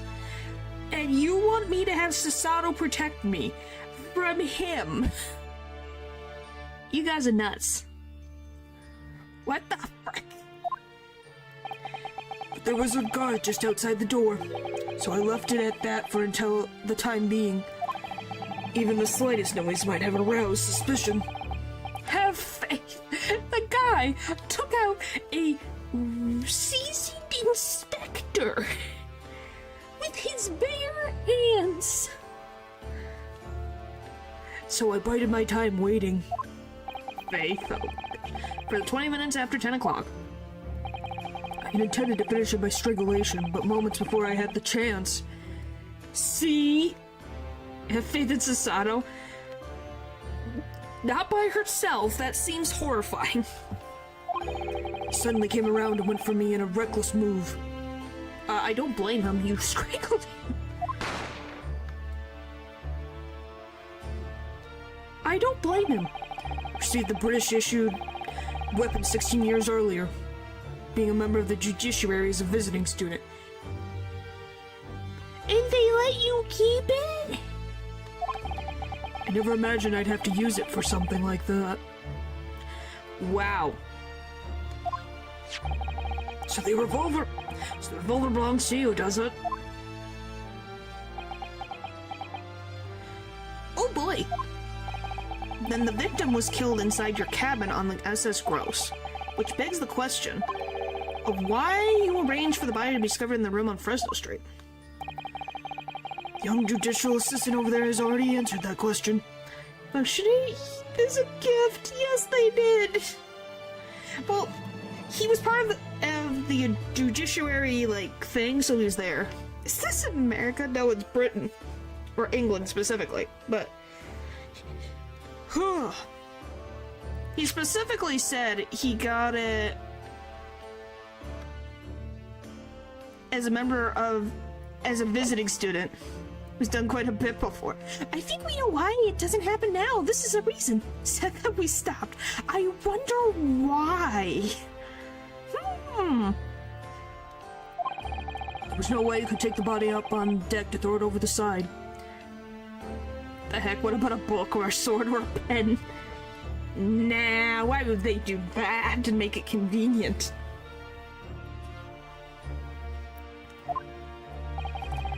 Precisely where all the crewmen were gathered for the evacuation drill. So before the first-class cabin sentries returned, I took the corpse to the refrigeration room. And then on arriving in Dover, you concealed the body in your trunk in order to smuggle it past the border police. I knew I needed to take steps if the police were to be convinced when the body was found in London. Wait, I think I missed the point. Yes, you did. In that case, you must have known. You must have had intimate details of Inspector Gregson's intended schedule. Yes, my British counterpart sent me everything I needed to know. The inspector was due at Fresno Street at 5 o'clock that afternoon in order to meet a man by that name of Hugh Boone, from whom he would take back his police identification. Wow. So we're gonna be very honest, that British counterpart is just as guilty in the killing / murder of Gregson. And the trying to cover it up and blame it on Van Zeke. Van Zeke has done some things, but he didn't do this. Decided that man would be the perfect person to set up as the culprit, so we took a hackney carriage over there with the body still in my trunk. That must have been just after we took this photograph at the hotel, then.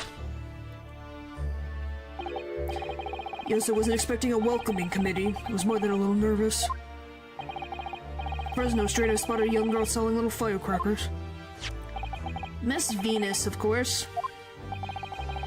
Conceived of the candle trick there and then, so I donned a simple disguise and approached the girl to buy enough firecrackers to replace a gunshot. What sort of disguise? For some reason, the inspector had a bright red hairpiece in his own traveling case. Huh! So I put that on, although I expected I drew more attention to myself than I would have otherwise. He made himself a ginger. How did he fit all of his hair in there? That is impressive. The hairpiece we found at the scene, that inspector had it ready for the Red-Headed League investigation. I only arrived at the room at around 4:45, so I quickly placed the body on the floor, moved the notice board, and set up my little candle trick. Arranged it so the firecrackers would go off with a bang around 15 minutes later. So that Mr. Boone was to arrive at 5 would walk straight into a trap. Except, at the last moment, I made a careless blunder. What was that? I imagine it was the bag of fish and chips. Huh! The fish and chips! They come up. I noticed that it had fallen out of his overcoat pocket when I moved the body to the refrigeration room. Put it back into his pocket the following morning, but... well, seeing the warmth of the heated cabin had accelerated the decay of the fish. These poor fish and chips. Anyway, that's... that's everything. All the sordid details of what I did. Wow. That's something, guys.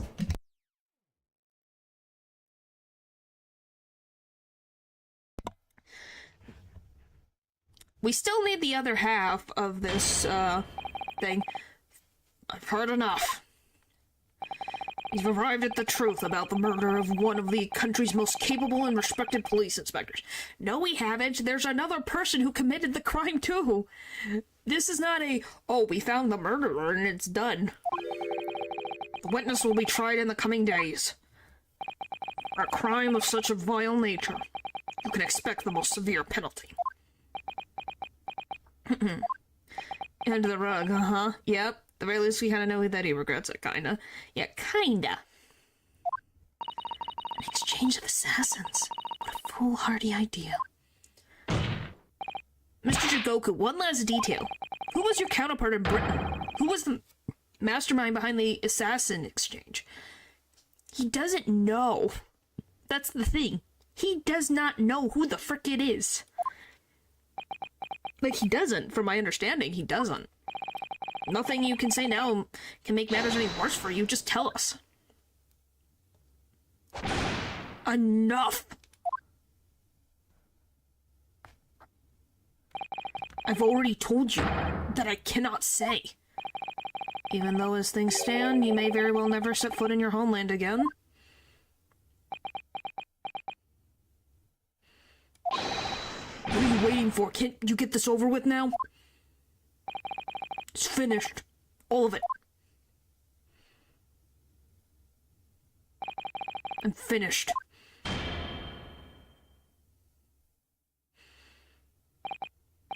Then, in the name of Her Majesty the Queen, I now pronounce the findings of this court. This man before us has admitted to the willful murder of Tobias Gregson.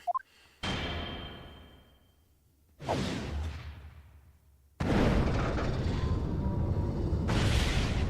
don't think that's how that works. Shishiro Jugoku, it is the opinion of this court that you should be found.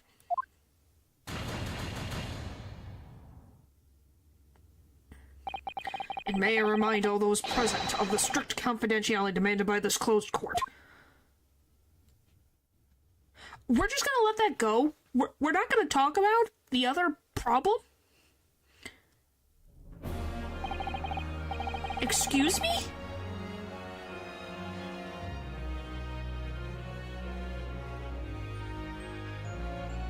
Of course.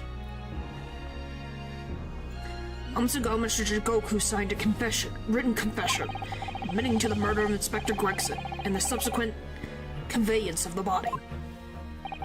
In short, the defendant's innocence has therefore established beyond a doubt. Well, someone's not gonna let him go right away. We know this. Wonderful, well done, Mr. Naruto. Yes, thank you? Is something wrong? I'm just a little troubled by his silence. The true identity of the Reaper of the Valley and this extraordinary assassin exchange will do remain in the dark about these mysteries. However, insofar as the indictment brought against the defendant in this trial, we have reached a conclusion. I have no idea. All I can say is by, like, because I have the guide thing, I opened and was like, did I miss something? We're not done yet. I have every intention of pursuing both mysteries. As a prosecutor. As you wish, now for the formal adjudication. I hereby declare the defendant, Brooke Van Zeeks. Objection! See, we're not done yet. Just yet. Someone has something to say.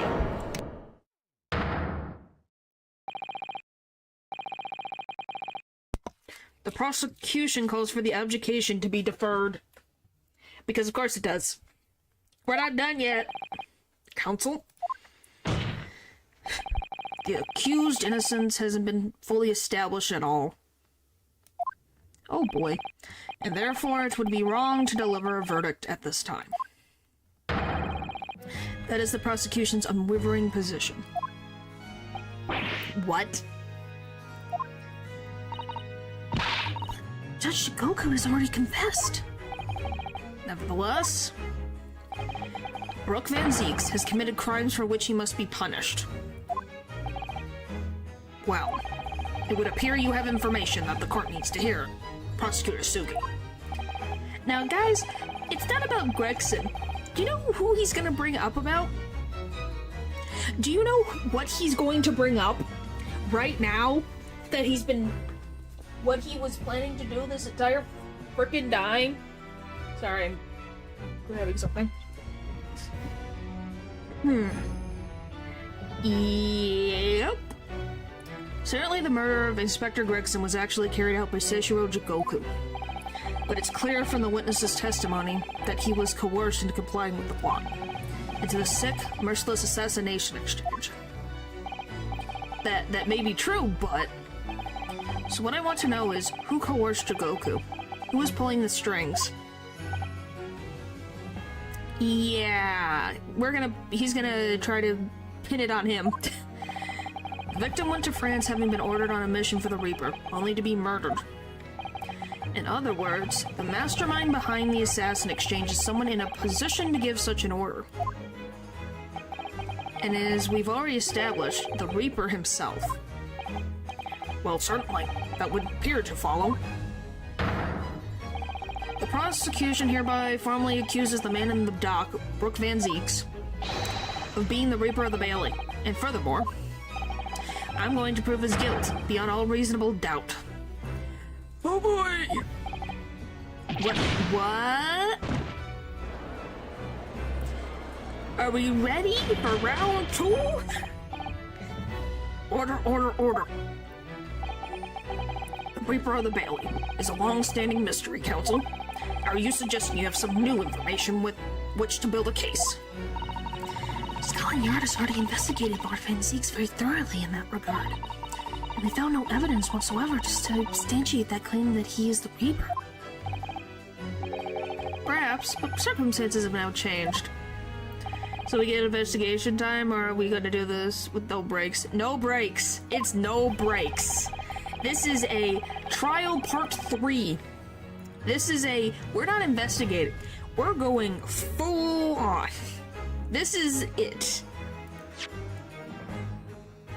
What do you mean? It's already been established that the assassination exchange was negotiated with Jigoku by the Reaper himself. Which means we now have new line of questioning by which to identify definitively the man's identity. Yeah, we're on part 3! Yeah, I'll try not to stop too much in between. We have a whole hour, so maybe.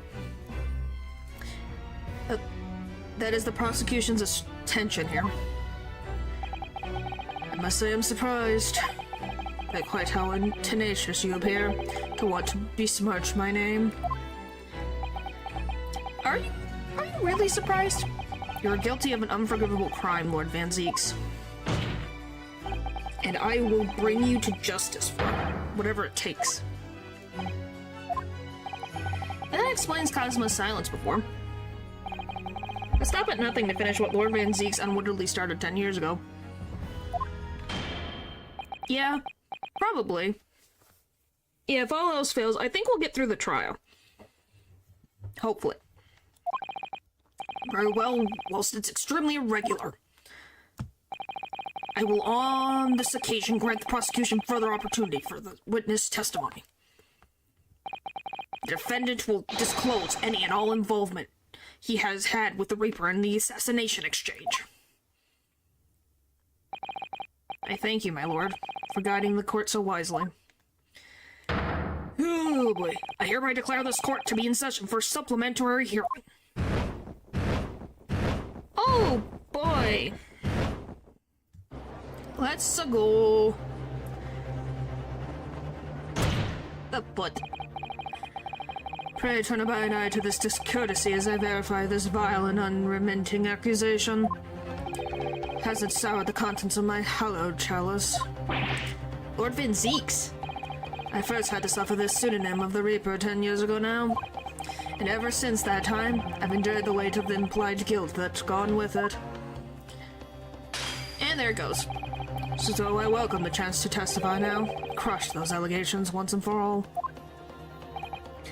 Good. Then let's justice decide, Lord Van Zieks. Prosecution seeks to begin building its case by calling the accused to the stand as the primary witness, in order that he may answer the accusation brought by the prosecution that he is the Reaper of the Bailey. And what says the defense? Putting the defendant in a witness stand can be extremely dangerous. And Cosmos is so emotional at the moment, he's not thinking logically. You're gonna miss him. You're gonna miss him. Well, we're gonna have our own modern equivalent of Van Zieks. Maybe not as xenophobic, but definitely someone who smiles more often than Van Zieks does, and is an actual criminal. Yes, we're gonna be dealing in the future. I think he won't miss us. Probably not. But yes, we're going to deal with a prosecutor that is an actual criminal. I want to put that in your guys' minds if you don't know. That's a thing. You're right, that he's not himself. But I knew it would be like this. And I came here today determined to face him through whatever might arise. As a lawyer and as his friend. And that's what we must do. The defense has no objection, my lord. Very well. Defendant, you will take the witness stand and give formal testimony on the subject of your involvement with the Reaper in the assassination exchange. As you wish, my lord. Oh boy! Here we go, go. Witness testimony, the Reaper and the assassination exchange. Never taken the life of another. nor have I instructed another to kill. I've been investigating the truth behind the Reaper for years, and I was aware of Gregson's involvement. That's the reason why I went to Fresno Street that day, and how I came to discover the body. The point is, no common threads exist between myself, Gregson, and Dr. Wilson. Therefore, there's no reason to suspect me of being behind the assassination exchange. I don't know what to do with that. So you deny all accusations by the prosecution, both that you are the Reaper of the Bailey, and that you masterminded the assassination exchange. I acknowledge that the public at large believe me to be the Reaper. However, that's a fallacy which I alone am in a position to forswear. Actually, the prosecution believes the testimony just given by the accused to be untrue. Leonowski Naruto. Yes? Let me ask you, why are you here? What really brings you to this courtroom?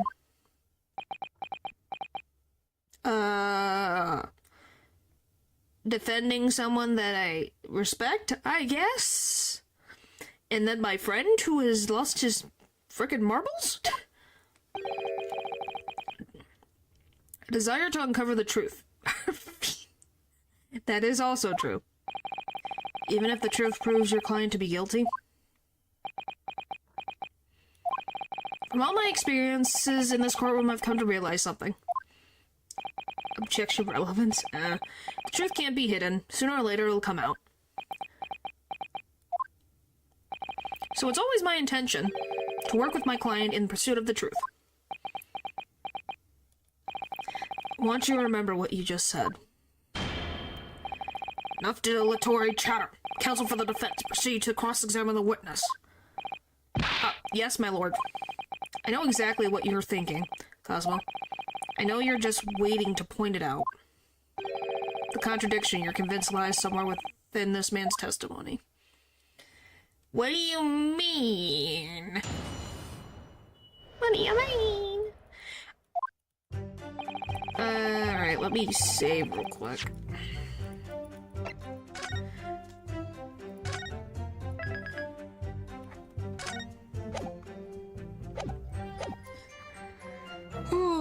I've never taken another's life. I've been investigating the truth. Okay.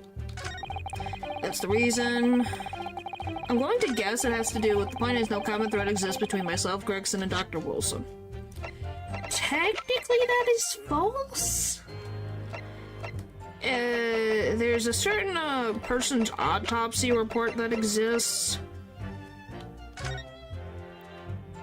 That's a thing that exists.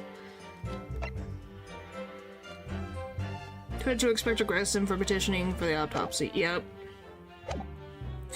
Let's freaking hear what he has to say, though. There's a link between you and Gregson, though. Of course, we were close acquaintances. We worked on numerous cases together. Consider the man to be a mentor of sorts. He taught me a number of important lessons. He did? Such as what? How to make good fish and chips. Where to buy good fish and chips. And such a... How did I get that correct? I was like, it's fish and chips, right? Wow, that's beautiful. Well, that was convincing. Dr. Wilson was a coroner, of course, but that was some time in the past. In any case, I understand it was severe years ago that he was invited to work at a Japanese university. That's right. He was a visiting professor at the Imperial Yume University in Tokyo. It should be ambiguously clear that no links exist between myself and him. In other words, I have no motive for sending some assassin across the oceans to kill the man. It sounds plausible enough, and I want to believe it, but something about this just doesn't quite sit right with me. I just thought that was funny. It's like, of course that's what he says. Alright, let's get the frickin'... Because the picture only has Gregson. Is this it? That's Gregson. I need... Clint Van Zeeks. What is this? An autopsy report? Wait. This is 10 years old, from the autopsy of Lord Clint Van Zeeks. What? My brother's autopsy report? I'm pleased to see the defense didn't intend to run from the undeniable truth. I still don't think he killed him.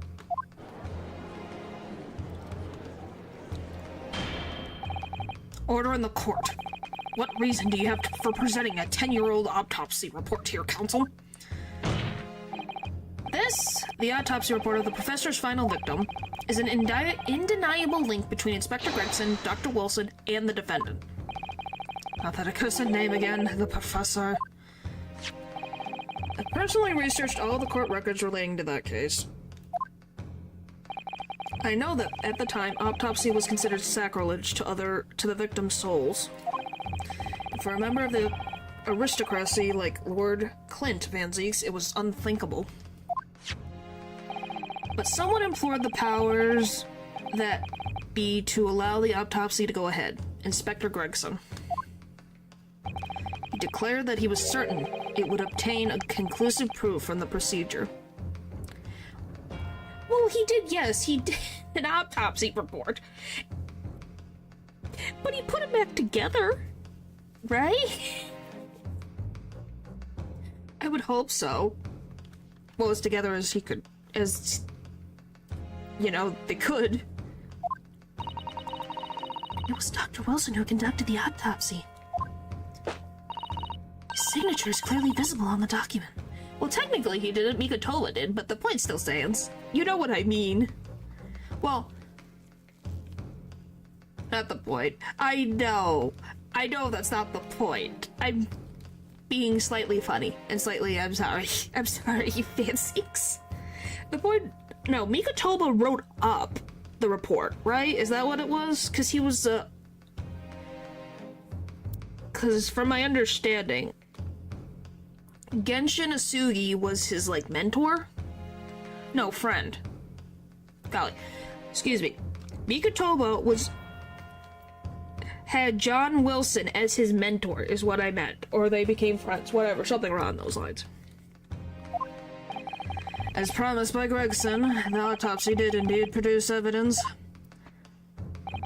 Evidence that conclusively proved Genshin Asugi was guilty of the murders. In my brother's dying moments, he mustered all of his remaining strength to leave that vital clue behind. I want to know what clue he had. What was in his stomach? Or where? What did he have? Because I don't remember. Having two autopsy reports is confusing. What was it? The 31st of... Okay, is it funny that Clint Van Zeeks died on the 31st of May, and then Gregson died on the 31st of October? That's like what? And between 9 p.m. and midnight. Gregson died around 10 p.m. something. What the frick logic is that?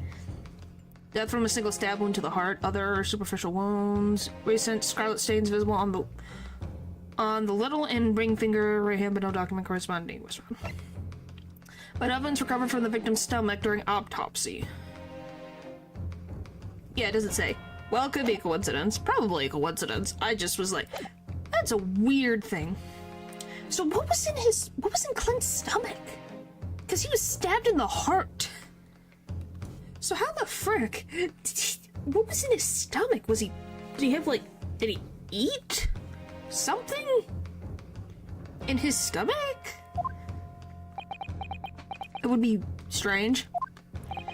Indeed, that was the key to indicting the professor for his crimes and the conclusive evidence that convicted him. Deep enough for tattoo. I have no idea. Apparently it was something in his stomach. Enabled Lord Van Zeeks here to avenge his brother's senseless death with a marvelous victory in court. A marvelous victory, was it? I wonder if that's really true. What? Could the same be said if it turned out that the key piece of evidence in question was in fact fabricated? Oh. if the inspector, the coroner, and the prosecutor all colluded together to cast an innocent Japanese man as a mass murderer and send him to death. That's outrageous. I'm gonna be very honest, I don't think Van Zieks would do that. I'm gonna be very honest. He didn't get xenophobia until he freaking had his brother murdered by a Japanese man, so I don't think he had a reason to hate Genshin Izugi until he found out that that was the man who killed his brother. And now, 10 years later, for some reason, the secret has been threatened and needs protection. Which is why the inspector and the coroner had to be silenced. Isn't it? By someone in power in Japan and in Britain, using the two killers recruited for the assassination exchange. Someone else might have. Yeah, someone else. Because I'm gonna be like, he was, I forget how old. Like, I'm not gonna say that young, like, he's very young. Like, he is very young in this picture. And obviously, he's happy with these three.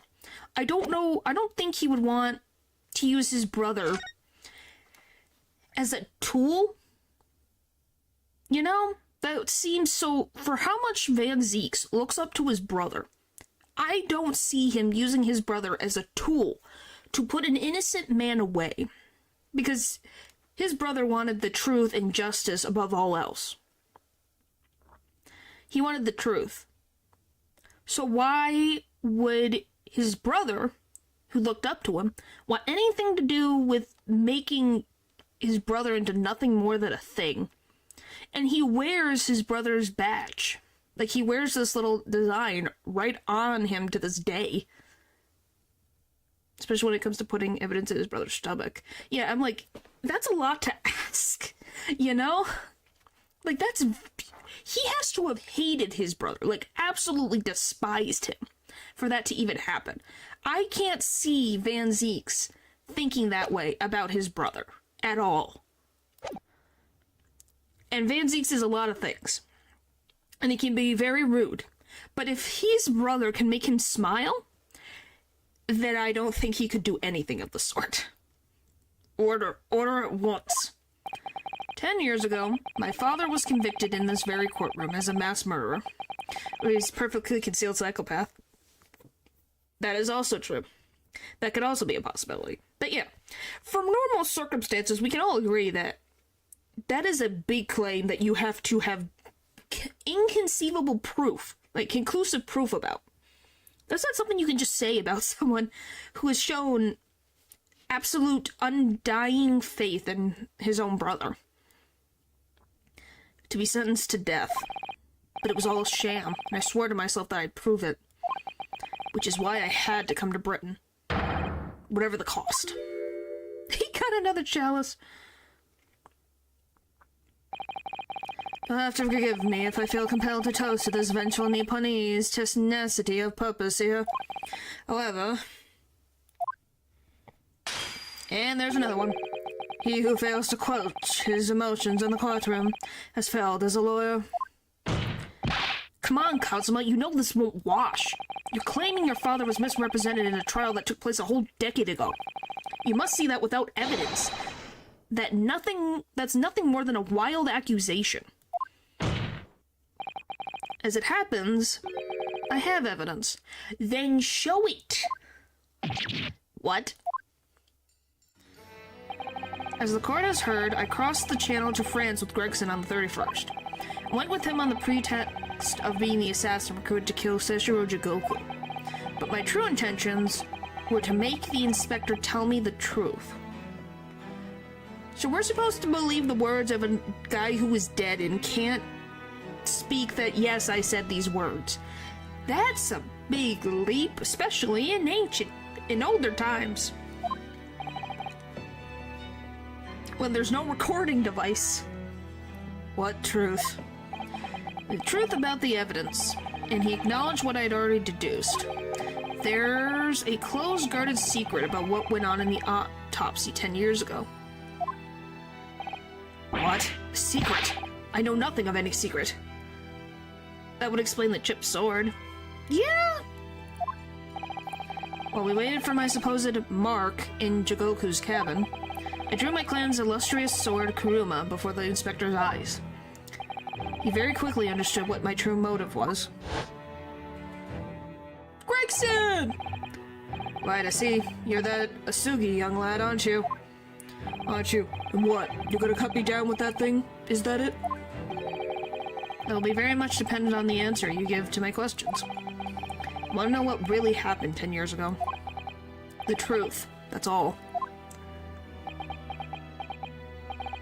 Before we get into it, let me make one thing clear.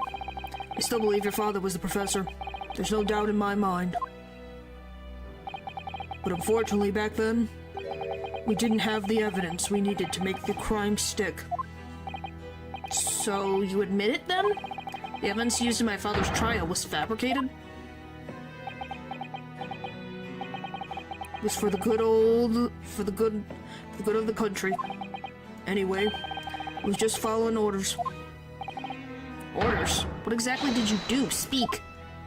I'm not saying another word. Even if your life depends on it? That's right.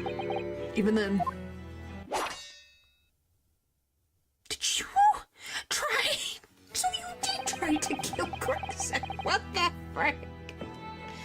Oh, I never murder anybody. Fucking goes with the sword. And it gets chipped. Great.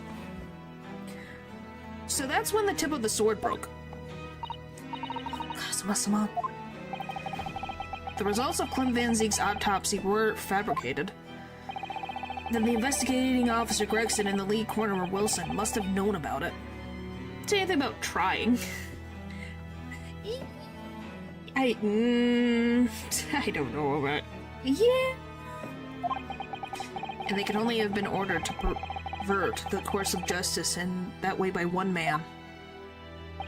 The man leading the case for the prosecution, Brooke Van Zieks. How old the frick was Van Zieks? I need to check this.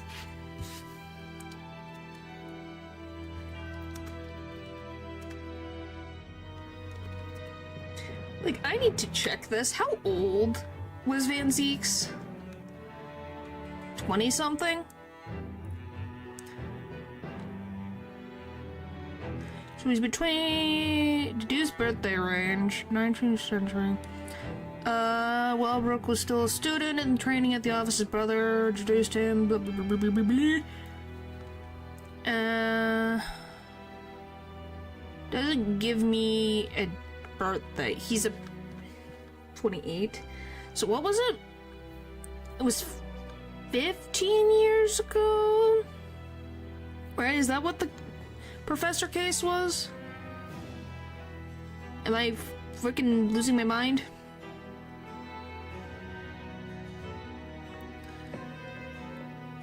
It happened 10 years ago. So it happened 10 years ago.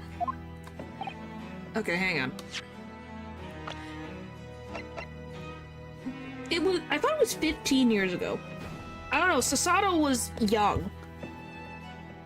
I thought it was 15 years ago. Because Sasato's 16. And he's 33. So if we minus by 15, he's around 18 something. So he's around 18.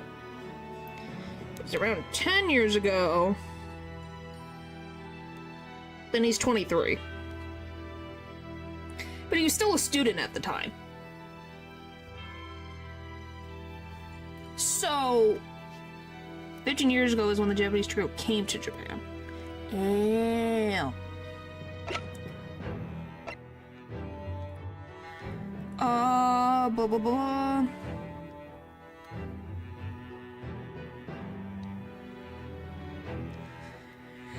I wish I had freaking things.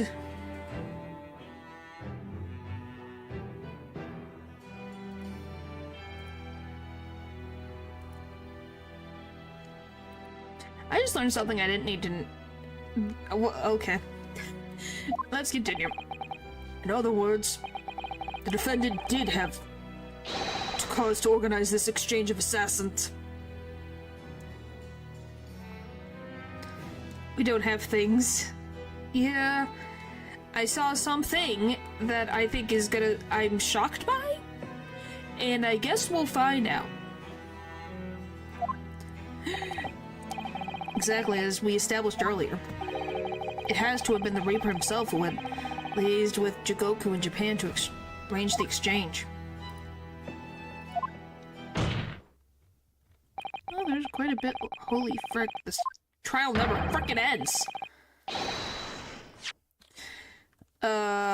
So it follows that the Reaper's true identity could only have been the man who stands accused in this courtroom today, Brooke Van Zeeks. Why is this case so gosh darn frickin' long?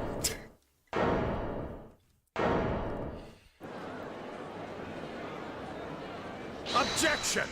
Here we go! Kazuma Sugi. What? What you have just told the court? Are you absolutely certain of your facts? Did Gregson really fabricate evidence for the trial 10 years ago? Which makes me then question, so... I'm still gonna be like, you're gonna tell me that a frickin' 18-year-old to a 23-year-old man decided, oh yes, let's put something inside of my brother's body and pretend that it was an autopsy thing? Great. He did say 10 years ago, didn't he? Yep, 10 years ago. You guys are correct. Okay, so yes, he was 23 years old when his brother was murdered. I heard it with my own ears. His shameful admission, golly. I am switching between the two. In that case, I know that the name of the Reaper. What? Lord Van Zeeks. I gave no such orders. I know that for certain. Well, because here's an interesting little tiny itty-bitty fact about Strongheart. Strongheart was supposed to be the prosecuting attorney for the professor's case, but Van Zeeks begged with Strongheart to become the prosecutor for that case. So Strongheart is connected to this case as well. Which narrows down the remaining possibilities to one. If Lord Van Zeeks isn't the one behind all of this, then yes, there is only one other person who could have done something like that. I believe I know who it is, too. I just had a feeling this name was going to come up. The true identity of the infamous Reaper of the Bailey is that what this is? Am I missing? Okay, no. That's a whole different thing. Guess who it is, guys? Surprised? Not at all. Take that! First, to led people to better society, the Reaper led people to better society. Yeah. The only person who could have arranged the assassin exchange and manipulated the autopsy results is Lord Chief Justice himself. Oops. Lord Male Strongheart. What? Lord Strongheart? So yeah, how the frick does this work? Yes, it's true that 10 years ago the defendant had handled the prosecution of the professor in court. But he only took over the case after his brother, Lord Clint Van Zeeks, had been killed. Yeah, there was one other prosecutor that was with the case before Van Zeeks. I can only assume that this is the most inappropriate junk in British judicial history. Well, Lord Van Zeeks? 10 years ago, I was very new to my profession, but I had a burning desire to avenge my brother's death, so I pleaded for the control of the case. He did. And this has been proven, because Strongheart said it. I'm pretty sure he said it as well. That Van Zeeks begged him. It's kind of obvious that he was into the whole scheme. Yeah, but I don't think we realized how much of a thing, like that he's the Reaper of the Bailey, is just kind of wild, too. One way or the other, yeah. I think we didn't realize how far of a pit we have been digging. Because golly, this is a deep pit we have fallen into. The investigation to the point of supplementation of the lords to allow my brother's corpse to be examined. All the evidence I was given, the autopsy reports, it all came from you. spent my life since then believing I was in your debt for the way you stood aside and let me handle the trial. I mean, we're similar from the start. They were. But I see now that I was very much mistaken. It was a hugely influential force that caused the inspector in the corner to break the law 10 years ago. And that same force was still felt a decade later on the other side of the world by Seishiro Jigoku. Lord Strongheart. Everything falls into place when we recognize that you are the Reaper of the Bailey.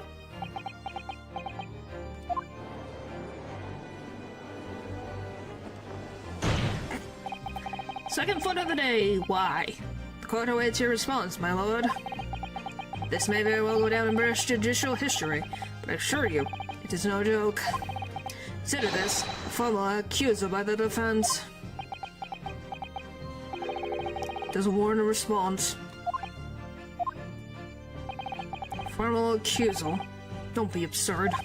The defense claims are utter nonsense, a fantasy at best. Oh yeah, by the way, he was always going to be trouble. No, I did not know he was the Reaper of the Bailey at first. But his ideals and the way that he talked about it was very uncomfortable and extreme. You're not going to defend yourself? You claim there was some wrongdoing with Lord Clint Van Zeke's autopsy. That's utterly untrue. Objection! But I heard it from Gregson's own lips. He admitted to it. And where's your evidence? What?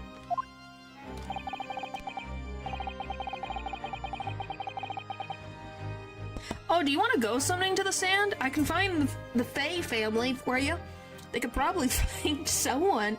So one of their spirit mediums could probably fix that problem for us. I know he was going to be a problem for us in the time frame I have. Yeah, I'm like, he just seemed like something was going to oppose us with him. I didn't know if he was going to be the big bad, you know? That was the biggest thing for me.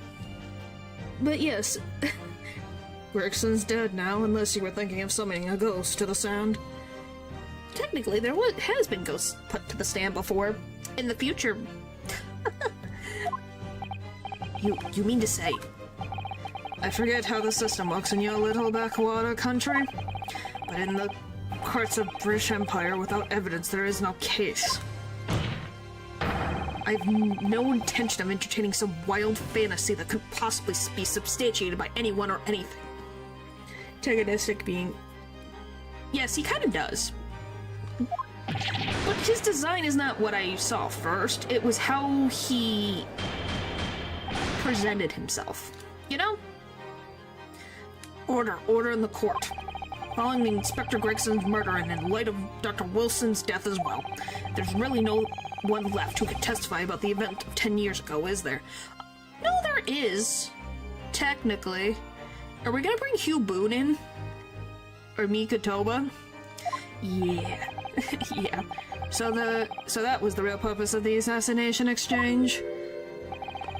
This court has no business ranking over the coals of a case that was concluded a decade ago.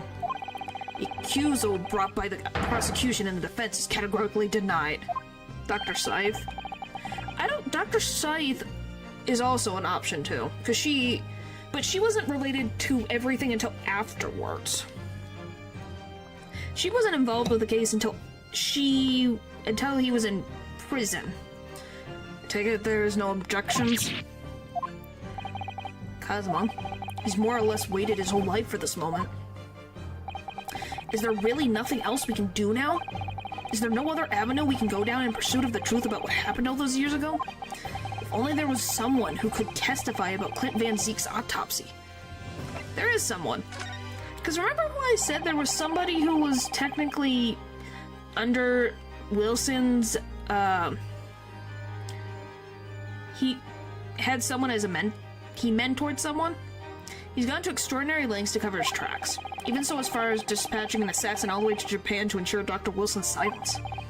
And Dr. Scythe won't say anything against Strongheart.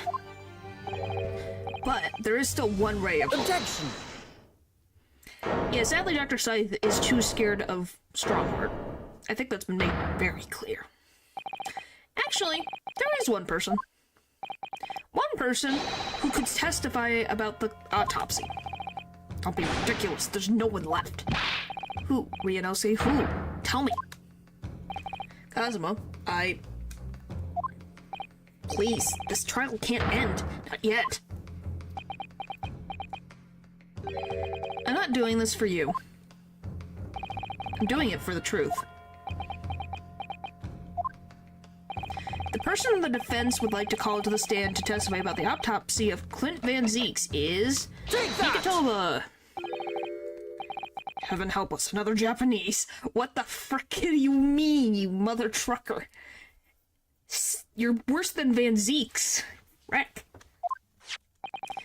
Expert in forensic medicine, my lord. Professor Yujin Mikatoba. 16 years ago, he came to London with Seishiro Jigoku and Genshin Nasugi as a visiting student. What could his testimony possibly tell us? Professor Mikatoba was the primary assistant during the autopsy in question. He was also the person who actually penned the report. Incorrect. The autopsy was carried out by the court, Dr. Wilson. The report carries his signature. Yeah, but if you compare Dr. Wilson's writings with the autopsy report, you can tell that the penmanship is not the same. So, do you think Wilson protected Mikatoba? Do you think he did this on purpose? To protect him? I wonder. It was the primary assistant's duty to keep a written record of the coroner's work during the procedure. In actual fact, the coroner merely read over the report at the end and signed it. In other words, Professor Mikatoba witnessed the entire autopsy from start to finish. The defense demands that Professor Mikatoba be summoned as a witness as a matter of urgency. Whatever really happened in that autopsy laboratory 10 years ago is something only he can tell us. Doubt it, but it'd be cool. It probably is a doubt, but it would be cool to think that he protected him in a way. Because he did, it's true, though. Even if it wasn't intentional, he protected Mikatoba from being murdered. The defense's demand is denied. What? Professor Mikatoba is in London at this very moment. We could summon him to the stand in minutes. No, of course he's not going to agree to it. Strongheart has no intention of summoning anyone who knows. He's too concerned about protecting himself. And now that we've put Mikatoba out into the open, he's going to be frickin' targeted. Prosecutor Sugi, let me refresh your memory, as you seem to have forgotten the prosecution's stance. Only minutes ago, you accused the defendant of being the Reaper and a mastermind of the assassin exchange. I did, yes. So present your evidence for those claims, and make your case complete. This time, I don't have the requisite evidence, but that's exactly why we need witness testimony. Professor case is closed. There are no clues in the distant past that would bolster your argument today. I'm afraid to say, Prosecutor Asugi, that you would appear to be possessed by the spirit of your late homicidal father? Huh? Are you going to put him in prison based on him being possessed by a ghost of his father? You just said a freaking second ago, unless we can bring Gregson back from a ghost, as a ghost, what the fuck is wrong with you?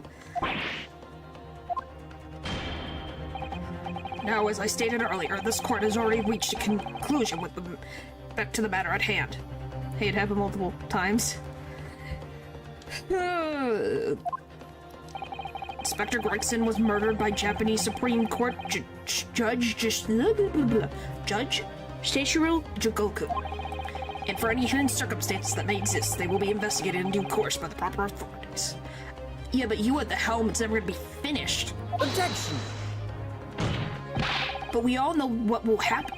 That'll just give the mastermind of the whole venture time to cover his tracks again. By which you mean me. Yes, I do. Your punishment for this contemptuous behavior will be decided at a later date.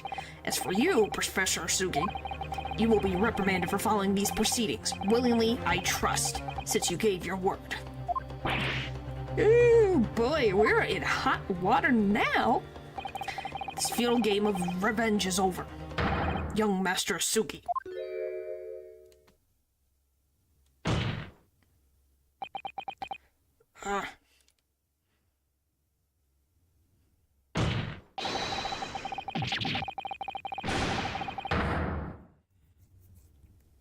How do we fix this?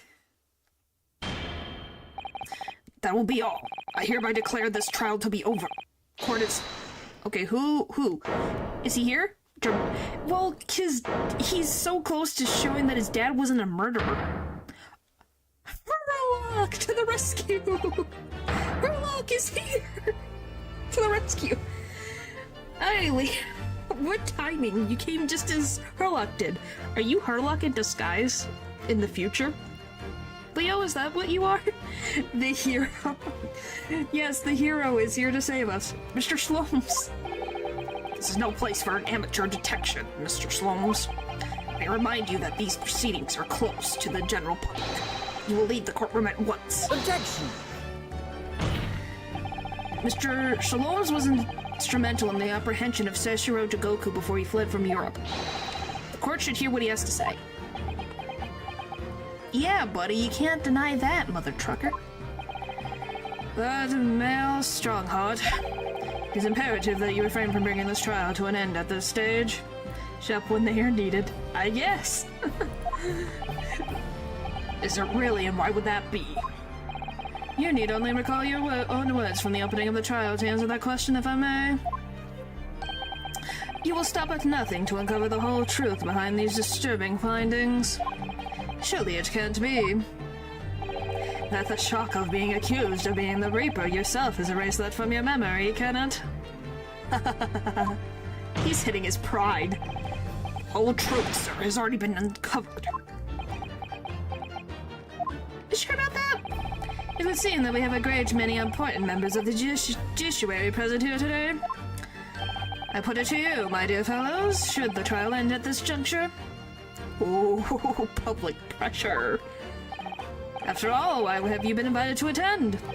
To nod along to the prevarications of your superiors? Oh, we love you, Herlock. Order in the court. It seems to me that we stand before a door that leads to a new era of legal proceedings, a door that is ajar. Let us emerge from the shadows of the Reaper's decade-long ascendancy. For you and you alone, my dear fellows, have the power to push this door open now. The auditors in the gallery have no right to express an opinion on court proceedings. Silence. Never delayed, noisy, early.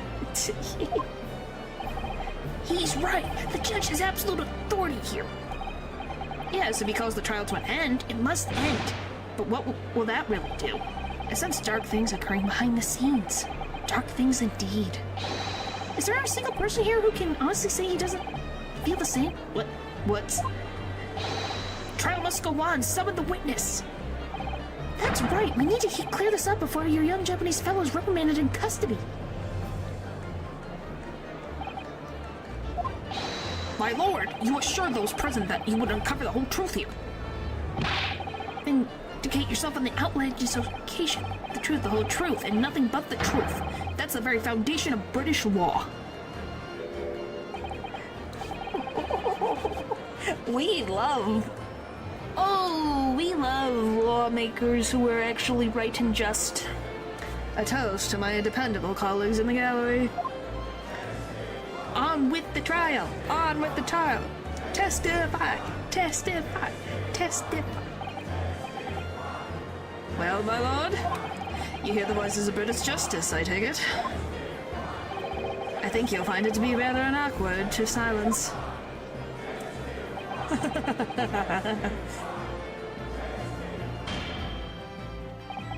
The court will recess briefly.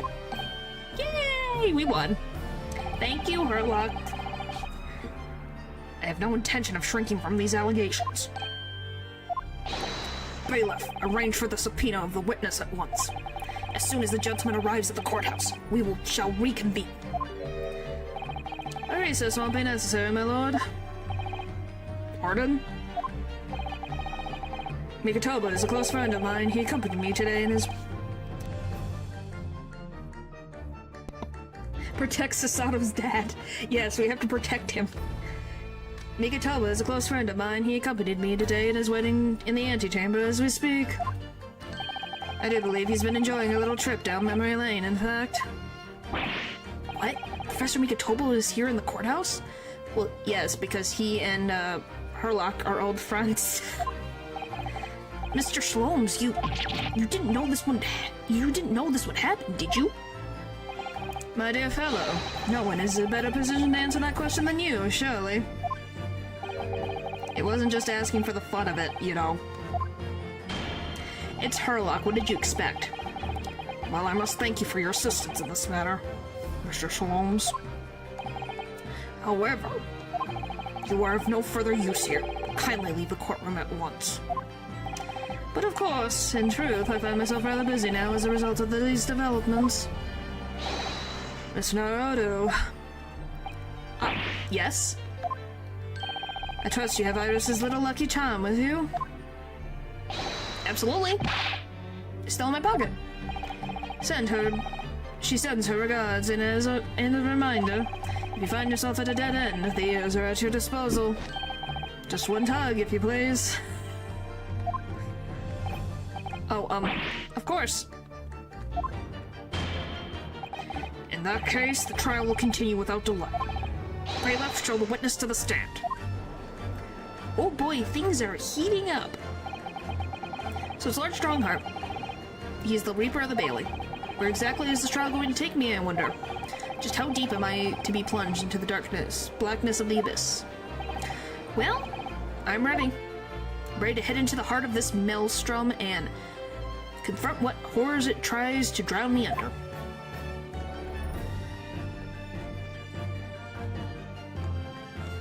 To be continued.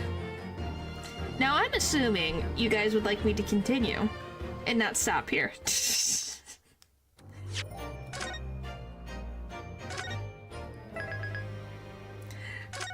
Right now. What the frick is happening? Wait, why is she that way? What is happening? What is this freaking witness? My brain hurts. Did you guys see Gordy? Why is she staring him down? Well, you guys gotta give me a second. I gotta get another cough drop if I gotta do this for another hour.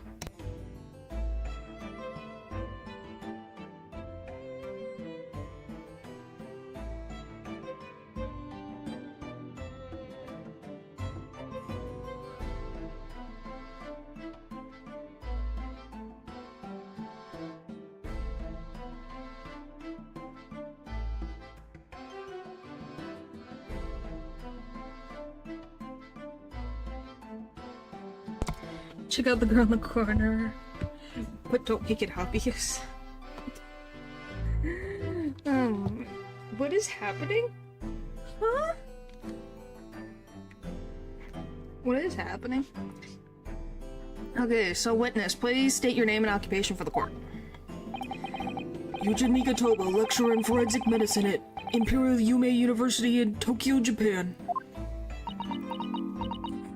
Look at this image. Guys, look at this image. And Professor Mikatoba, the young lady beside you is...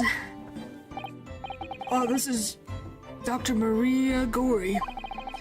Scotland Yard's practicing coroner. The daughter of Dr. Scythe, I understand. Is that friend that makes it obvious? Yes, she is. Yes, Dr. Scythe. I'm afraid I can't tell you why she's here. She just Appeared. She's staring him down. You summoned the strange Japanese man as a witness to that autopsy. But you don't summon Mama. That makes no sense. She was there too. That's about the size of it. I've had her eyes boring into the side of my cheek constantly, while I was in the antechamber too. Poor man. The idea of it's making me shudder. The revelations about Dr. Scythe that came to light some days ago defiled the reputation of the entire judiciary.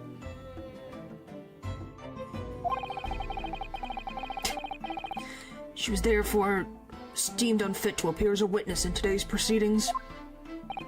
The Ministry of Justice decision on that is final. Well, we wouldn't want any more perjury to be committed, would we? Why are you guys... That's how she talks. The Ministry of Justice? Some questionable strings are being pulled, I think. I remember you, Dr. Mikatoba. I certainly never expected to be meeting you under these circumstances. Yes, it's been a long while, Lord Strongheart. The prosecution understands that you were a visiting student of forensic science in London until 10 years ago. That's right. I studied under Dr. Wilson at St. Sinners. So you were present at the autopsy of my brother, Lord Clint Van Zeeks? She's still staring. I was, yes. I assisted Dr. Wilson with the entire procedure. Mom is far more skilled than any Japanese man. Well, Dr. Wilson asked me to be his primary assistant on that occasion. And this autopsy report was actually penned by you, I believe? Or does she have a crush? Or both? I think she's just resentful because she sees her mom as Van Zeek sees his brother. They idolize them. So she thinks her mom can do no wrong. And it is true that Dr. Scythe did the autopsy of the professor. I don't know if she did Clint Van Zeek's, though. I'm not exactly sure about that one. These have to go hand in hand. It's possible, I don't know. She's like...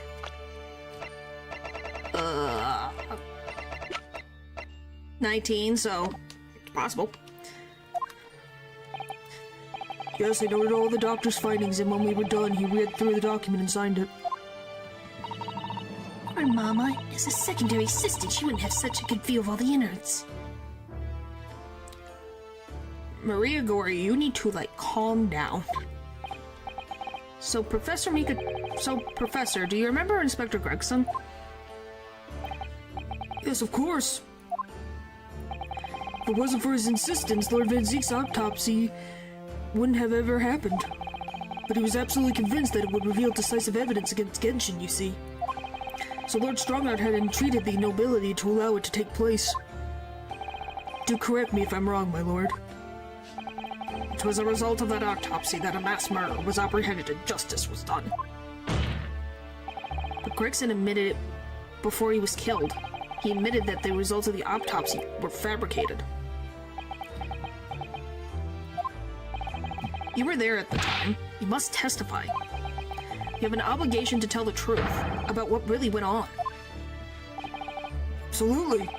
That's precisely why I'm here. And here's the thing, I don't think Miku Toba would keep a secret like that. Genshin was his friend. That's why I'm here too. Very well then, you will give your formal testimony now, witness. But before you begin, a word of warning. Oh? You will state truthfully and accurately what you saw and what you heard at that time. I wouldn't dream of doing otherwise, my lord. The moment your testimony verges on superstition, I will expel you from my courtroom. Remember that. Oh boy, we're walking on a tightrope. Great! Are you guys ready for this? Oh, no. The autopsy of Clint Van Zeeks. From my own observations, I couldn't say there was any indication of the autopsy results having been fabricated. Death resulted from the wound made by a Western-style sword transfixing the heart. That I found a little strange. There was no other signs of internal injury. Nothing questionable at all. It was just that beautiful but dangerous piece of evidence removed from the man's stomach. Presumed to have been swallowed by the victim as a way of What the frick is that? Posthumously identifying his assailant. That is a word. No indication? Nothing to suggest fabrication? Professor Mikatoba, are you certain about that? Well, nothing that I could possibly identify as such, much less swear to in testimony. Hey, he's being honest. You wanted honesty. Oh, great. The villain is laughing. What is that? Yeah, after death. Yeah, I got what it means. I just have never heard that word. Well, that clears things up nicely. The only fabrication here, Asui, has come from you. What? You claim the inspector confessed just before his death, but that is fabrication. No, he freely acknowledged it. I swear he did. Freely, with the tip of a sword at his throat, the man was clearly at his wit's end. Yes, it was a very funny laughing animation. Someone had a very good time with that. Court will give no credence to this confession that was uttered in obvious desperation. Quite simply, there was nothing questionable about this investigation of Lord Clint Van Zeek's death. And with this testimony we have, without question, uncovered the whole truth of the matter. I get to cross-examine. If I may, my lord. There was most certainly something questionable about it, and the whole truth does rather elude us, I feel. I beg your pardon? Well, you're obviously aware of the facts of the case. All 4 of the professor's previous victims died when an enormous beast was set upon them that ripped out their throats. Such horrifying crimes. Yeah, why was Van Zeek's brother different? He got a sword to the he got a knife to the heart, not a bite. Which is very different. Why was the 4th victim so different?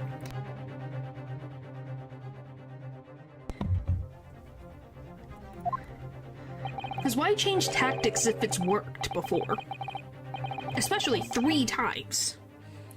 Curiously, the killer's last victim, Lord Clint Van Zeeks, suffered a different fate. Cosmo's father... You believe Cosmo's father did? You believe that? I have no idea. I guess we'll find out. Yes, you're right. While the prisoners were also not pinned on him. Okay, so you believe Genshin killed Clint Van Zeeks. But you believe that Strongheart killed the first 3 victims, is what you're saying. It's possible? I still think Strongheart did it. Absolutely. I think Strongheart did, at least to me, I think he did all 4. Why he changed tactics is because I think Clint knew about something, or his circumstances were different than the other 3 that caused a change. Because if it is not something that you, if it's not that the way of doing it is a problem, it's the circumstances of his target that changed. Just unloving someone and that he deserved punishment. Yeah, I guess we'll find out. He was stabbed through the heart with a sword. Okay, it was a sword, not a knife. That's enough. I believe I warned you about this, witness. Promise to curtail your testimony as soon as it entered the realm of proposition or speculation. It's not speculation, he's telling a fact. That it was weird that Clint Van Zeek's wound was different than the rest. Western, not Eastern style sword. It said Western sword. It didn't say Eastern sword. That's...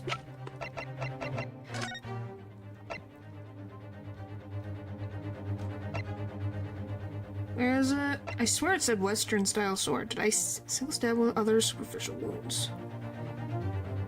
Or someone said Western... No, he said in his testimony. That's what I'm remembering.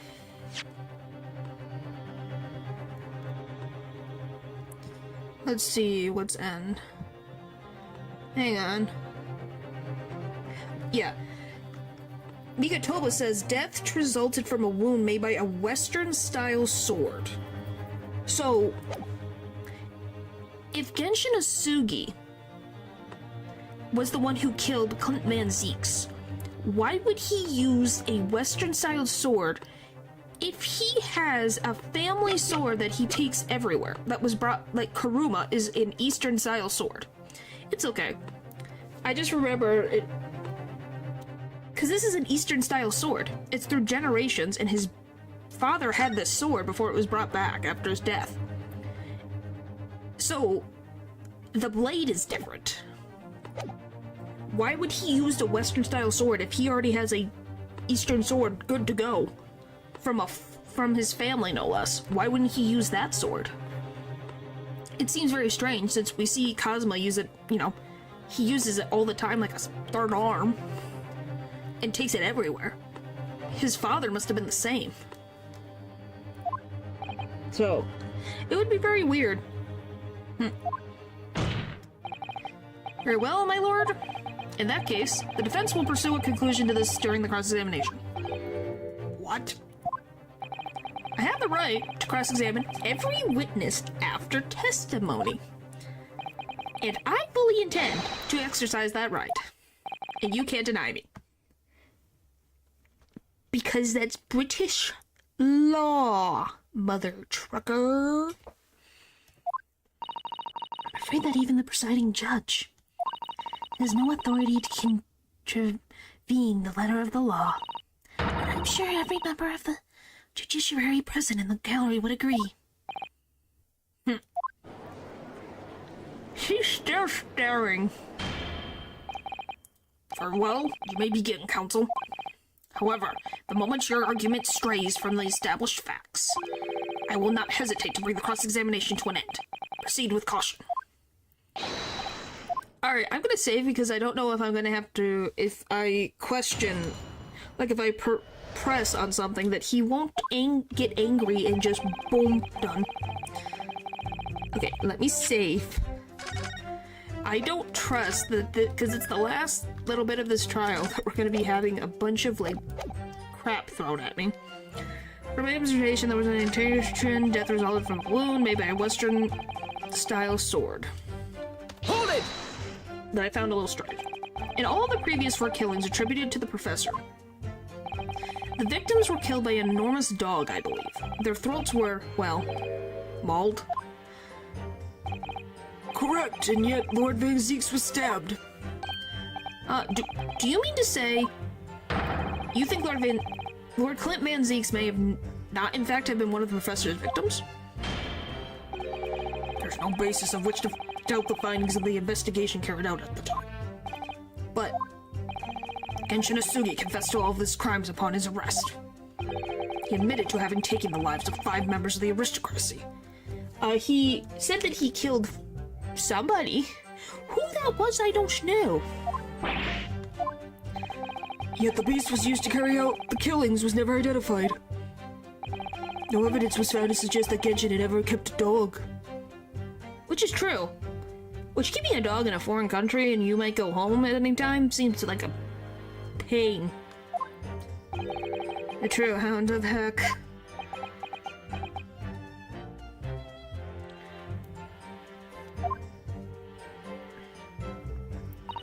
There was no other signs of internal injury. Hold it! And such a big dog is a pain to keep discreetly. True. Especially a dog that attacks specific people, that is a trained behavior. But, you weren't actually present at the autopsy yourself, were you, Dr. Gory? So, does that matter? Well, I just wondered how useful your testimony could be in that case, really. I mean, it would be different if your mother, Dr. Scythe, were in the stand, but... I've read all the paperwork about the case, and Mama told me the story countless times. The statement I just made is exactly what's written in the autopsy report. I did confirm that myself at the time, it's true. Besides the stab wound, there were no other signs of internal trauma. I see. Mama told me all about it. Oh. She said there was nothing of note internally. But they did find an amazing piece of evidence. Something unbelievable. Unbelievable? What do you mean?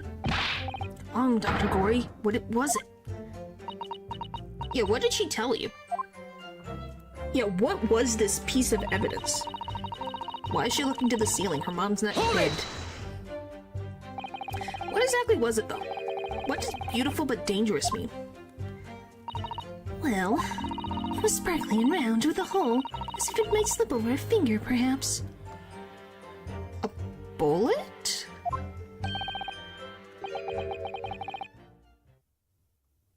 What? It's because of the mask. It's weird though. Yes, it is. 2. Let's pause for a moment. You're gonna tell me that a guy from aristocracy swallowed a ring. That's a weirder corner. Be elated, I guess.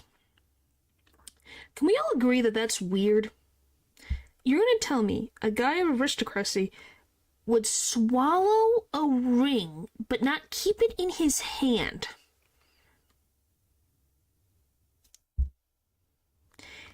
Did he die instantly?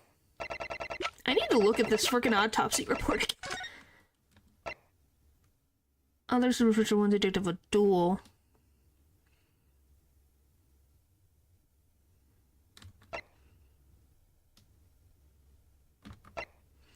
Recent scarlet ink stains visible on the little and ring finger of the right hand, but no document in corresponding ink was found. So he's got ink on his pinky and ring finger on his right hand. And they're red stains of ink. What the frick does this ring look like? It was a ring belonging to Genshin Isugi. My father's ring was inside the victim's stomach? At the time, Genshin wore a large ring on the digits quarters of his left hand, the fourth or ring finger. Not the weirdest thing in aristocrats. Okay, for me, I'm just trying... I don't know. It seems strange. I don't want to know. I don't want to know. Don't tell me. I don't want to know. I understood it was some sort of keepsake. When my father left Japan for London 16 years ago, I was 8 years old. But I remember that ring. You do? My father's possessions were sent to our family home in Japan after his death, but the ring wasn't among them. Because it was apparent evidence.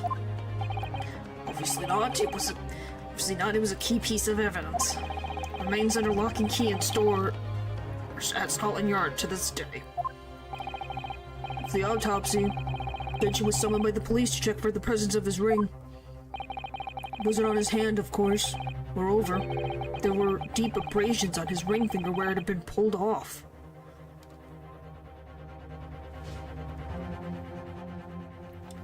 Okay, when you're having a duel, I need to ask you this. We're having a duel. He's having a duel to the death, I'm guessing.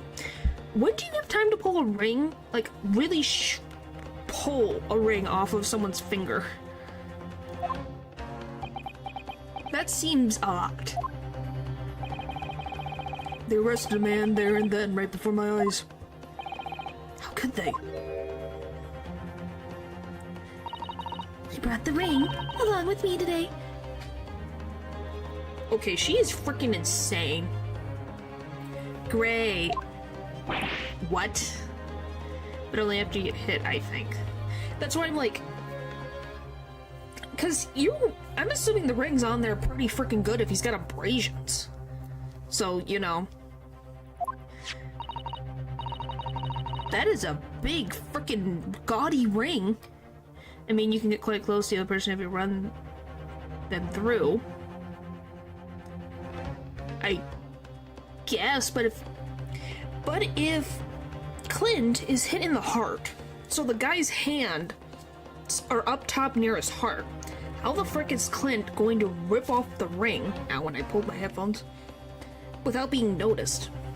Like kissing range, literally. That's why I'm like, how the frick do you get the, like, if the guy's holding onto the sword, how the frick are you gonna get the ring off of his hands if he's gripping the sword? You know? That just seems very difficult to pull the ring off. But can we agree this is a very gaudy ring? Here it is, a bit dusty from years in the stores. Good gracious, yes, that's it. I haven't seen that in 10 long years. And that was found inside the victim's stomach? Which, by the way, if we're to believe that Clint swallowed that ring, holy frick, how did it not get stuck in his throat and he died from choking? Yes, I'm afraid so. You hesitated there, Professor Mikitoba. Should we read something into that? Well, it's just thinking back now. I didn't actually witness the moment it was extracted from the victim's body. Oh my, really? At that precise moment, Dr. Wilson had asked me to fetch him a new scalpel, you see. Convenient. Dr. Gory, the removal of historical evidence from the storage requires consent, does it not? Maybe it did get stuck. You don't breathe much with your heart pierced. Yeah, so he went away to go get a scalpel for Wilson, and conveniently the ring is found inside Clint Van Zeek's body. I don't... That's suspicious.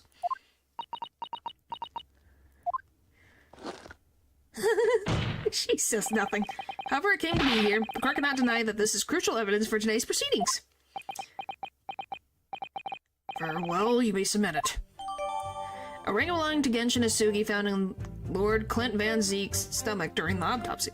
The claws collapsing the gem look sharp enough to cause a very nasty scratch. Yeah, that too. So if he swallowed the gosh darn thing, is his throat not pierced?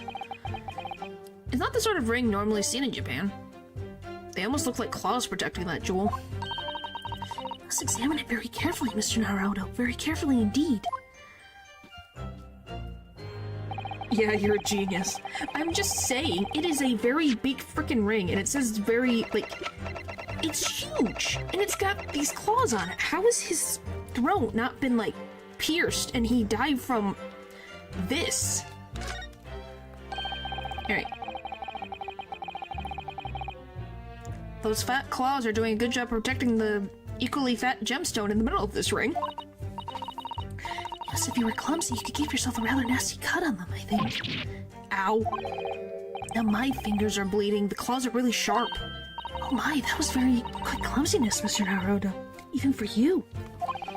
Ugh. Who would make such a dangerous ring? You couldn't swallow it without doing yourself some fairly serious damage. Surely. A sticky mochi bun about that size would go down much better with some red bean paste in the middle. Someone as clumsy as me would probably manage to choke on it somehow.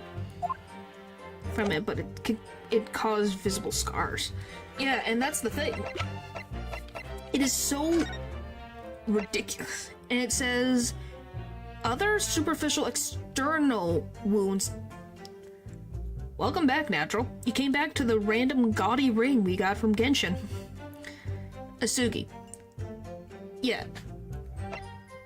Because all it says is that he has one stab wound to the heart, external wounds of a duel, and then scarlet stains of ink on his fingers. And it does not say anything. No internal trauma noted anywhere in the body. Oh, we're talking about how the fact that for Clint Van Zeeks to be able to grab the ring from Genshin and swallow it, he'd have to be really close to get the ring off of him during a duel. But yeah, no internal trauma, you say. Presumed to have been swallowed by the victim as a way of presumably identifying his assailant. Alright, let's go.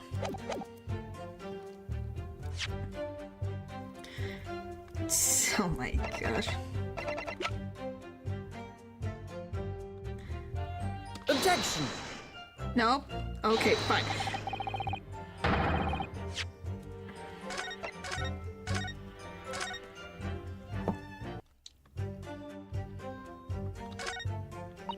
It was just beautiful but dangerous piece of evidence removed from the man's stomach.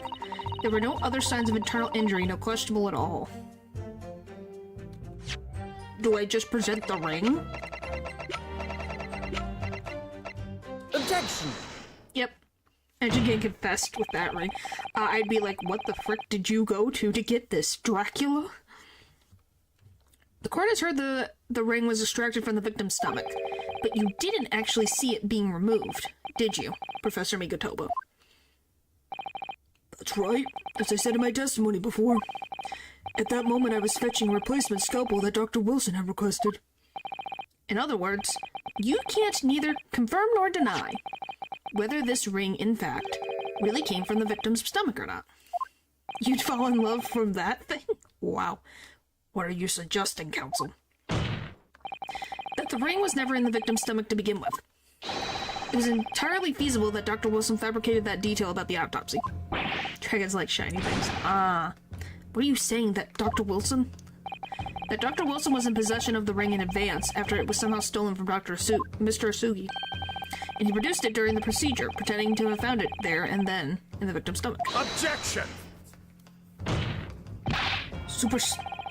Superstition at best. What possible evidence do you have to support such a rash claim? This evidence. Right here. That's the autopsy report. It's explicit in the report, counsel. To waste money and stuff like. Instead, use it to give me more food. Or pulls. Oh my god. Other than the ring, nothing unusual was noted internally, so I'm not sure how you intend to prove your point. That is the point. You've already done it for me, my lord. The lack of internal injuries says it all. What? What? To swallow a ring of this size would require considerable effort and determination. In addition to its size, there was sharp claws around the gemstone to begin with, to contend with. My brother was a determined man, and on the brink of death even more so, I'm sure. I'm not denying that he wasn't a determined man, but if he's gonna swallow this frickin' ring, his throat's gonna be messed up. We have one of those. It could be a family ring. We have no idea. It would have stopped at nothing to ensure that evil killer was brought to justice. But if he really had swallowed that enormous ring, it's inconceivable that no traces of its passage down his throat would have remained as internal trauma. No. Yeah, I'm not surprised. And there you arrived at the sticking point. That's precisely why I had my doubts about the findings myself 10 years ago. Why didn't you say something at the time? What was he supposed to do? He's a freaking traveling student. Do you think they're gonna believe him over an established coroner? I did. I still remember the conversation I had with Dr. Wilson in the laboratory that day.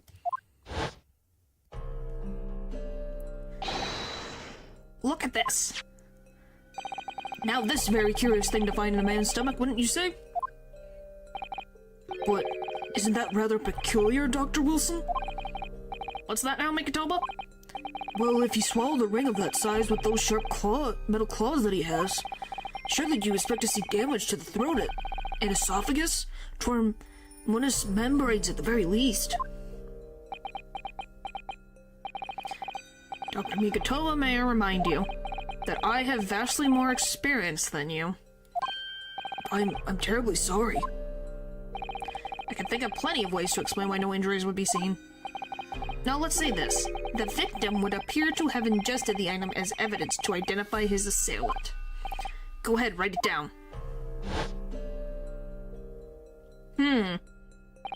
So I was right. Dr. Wilson deliberately fabricated the results of the autopsy to implicate my father.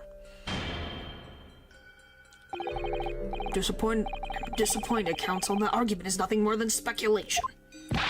What? Dr. Wilson was Britain's leading authority on forensic science and autopsy work. There's no scientific basis on which to doubt the man's expert opinion. We had to question Dr. Scythe, who had a lot of experience, and now she's in prison. What do you mean? Pardon the intrusion, my lord, but damage to the mucous membranes of the throat is easily identified even in living subjects. He using a device called an endoscope, recently demonstrated in practical use in France. Each poll, your country shows up a lot in this freaking game. We're not even in France, and it just shows up all the time. I want one the government can pay. Don't think so. And Dr. Gory, rest assured that your removal of evidence from the stores without permission will not go unpunished. Yep.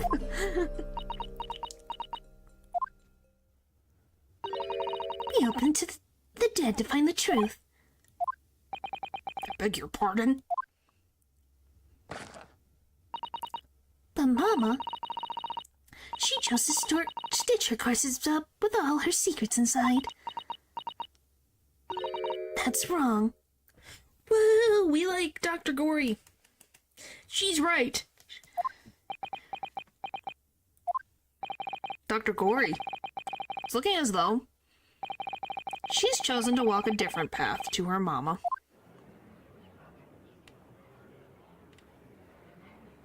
Oh, this is the third glass today. There it goes. Yes, the ring. What about the ring? I've just remembered something. You know, the incident. What incident? Oh yeah, didn't Genshin protect Van Zeeks from a, He protected him one day, so maybe his ring came off during that ambush. The one I recounted to you before about a memory I have of Genshin Isugi saving my life. What? My father saved your life? It was 10 years ago, on a foggy night. Genshin and I were walking down some back streets at a late hour. All of a sudden... Don't make a peep, you're coming with us. He still has that ring on, right there.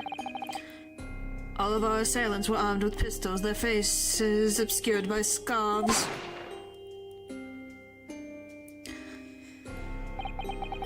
The next thing I knew, there was silence all around. Genshin lay on the cobbled street. Blood was seeping from his left hand. He shielded me. Which, where his ring was on his left hand. It was on the right. It was on the ring finger of his left hand that he used to wear that ring. Are you saying? I've always believed those thugs were after me. But now, I'm starting to question if perhaps I wasn't the intended target after all. Wait, but... Genshin was arrested 2 days after that attack. And in that short interval, the decisive evidence needed to indict him was miraculously found. You mean the ring was stolen from him? You think that that's what those thugs were after that night?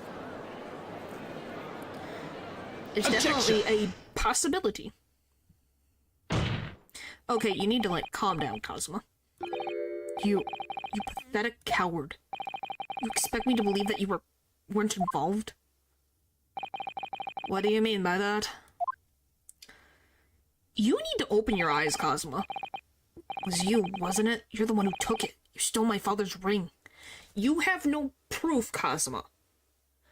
You were not there. You can't prove anything, and you getting angry is not doing anything but making you look like an angry child. Ugh. You set the whole thing up so you could paint him as a mass murderer and have him arrested. Yeah, he's not going to be helpful right now. He's very emotional. Kazuma. Open your eyes. Ryunosuke. You must know deep down that truth can be completely obscured even when your judgment is only slightly clouded. But at the moment, you seem to be floundering through a dense fog. Is that why you were so insistent I should be present in this trial? To see you like this?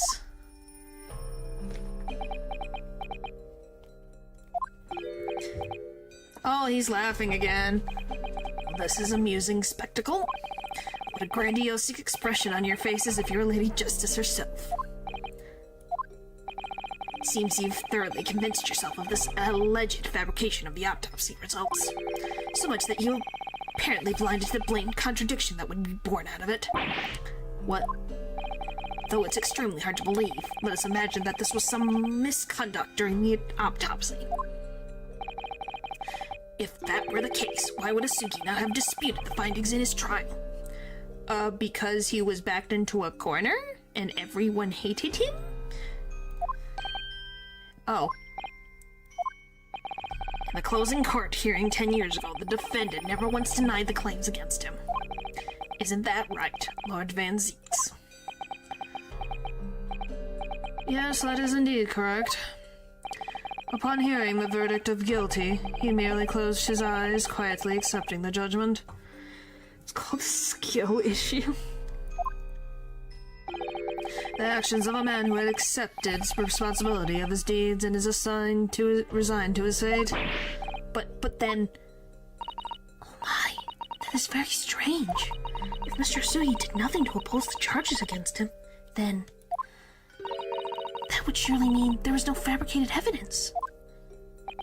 An obvious conclusion which you should have arrived at mere minutes ago, Professor Sugi. Your twisted loyalty and clouded judgment are hampering your ability for logical thinking. Or thought, excuse me. Ooh. Genshin Asugi's silence at his hearing can mean only one thing. There was no fabrication of evidence during the autopsy of his final victim 10 years ago. And there we go. Now, how do we get out of this one? But if that autopsy was all above board, there would be nothing to stop Lord Strongheart bringing this trial to an immediate conclusion. Objection! Oh, Van Zieks is here to the rescue. What do you got for us, buddy?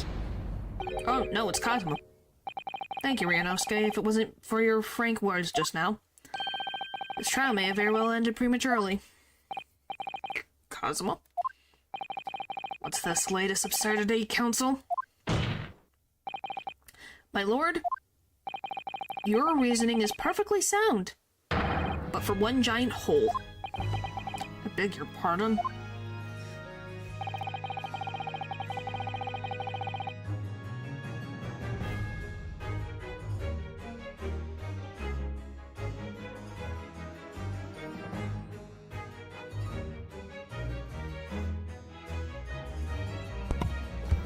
Claim my father's silence was due to the fact that there was no fabricated evidence, but there's another possible explanation. You've overlooked the possibility that he had a reason for maintaining that silence. Objection! Silence that would lead him to being convicted and sent to his death. If the autopsy results were an invention, there is no conceivable reason why the man wouldn't have protested. Objection! Well, he could have a reason, we just don't know what it is. Oh, those results were an invention, alright. There's no question for that. Or are you forgetting? The two people with a connection to that autopsy have been assassinated. If I force the grievances I feel from my mind, I start to see you in a very different light. Back-to-back objections. Yep. I think perhaps it's you who's living in delusion these 10 years. Me? Kazuma has created one last chance for us here, Mr. Naruto. If we could only show there was a reason for his father's silence in this trial. Reason why the man would have said nothing even though he was innocent. Could it have been part of some negotiation, perhaps? Enough rhetoric. The court must be shown evidence. What proof do you have that could possibly explain it? Sugi's silence in court. What the frick is it?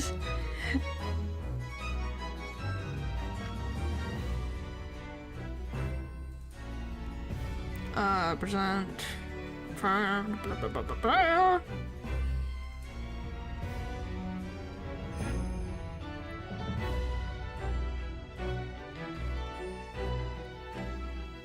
Rabbit ears to the mouth.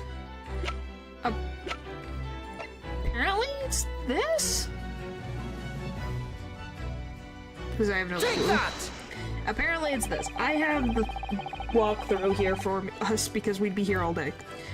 Or all night. It's true that Genshin Asugi's silence during his trial resulted in his conviction. But that didn't actually lead to his execution. On the contrary. It led to his escape. An escape that was only possible because he'd been sentenced to death. Oh yeah, that whole thing. Although I find it hard to believe my father would have negotiated in that way, the defense is correct. A fake execution, falsification of a death certificate, and a jailbreak inside a coffin. Clearly such an elaborate plan would have been carried out by my father alone. He must have had the help of a collaborator from the judiciary. I have here the dismissal notice of Chief Warder who was working in the prison at the time. The notes read, there are indications that the jailbreak was in planning prior to the inmate's incarceration. In other words, there were suggestions of some sort of negotiation between Mr. Asugi and the British government. In exchange for his silence in court, he was given an assurance that he would be broken out of prison. Yes, with this sort of clandestine agreement in place, I can imagine he would have kept very quiet. I would go further than that, in fact. I would say that the elaborate jailbreak of Mr. Asugi can be explained in no other way. Wow, so we finally get that explanation of that. Order, order. First fabricated evidence, and now a jailbreak conspiracy. Of course, because it's all intimately linked. Prosecution wishes to summon new witnesses to the stand. Witnesses? People who can testify about the jailbreak that took place 10 years ago. Yeah, the loose ends finally are being put together. Governor Candid? Lord Chief Warder of the prison. I won't allow this trial to turn into a farce to summon the governor of a prison after all these years. So he was, what's the term, a sacrificial lamb? Yes, he was. Oh, it wouldn't be any trouble, my lord. What? My dear friend may appear a little rather rattle-padded at times, but I assure you, he's extremely thorough. He wired both Barclay and the local prison earlier, asking Governor Candid and Mr. Vigil to attend the Old Bailey as a member of extreme urgency.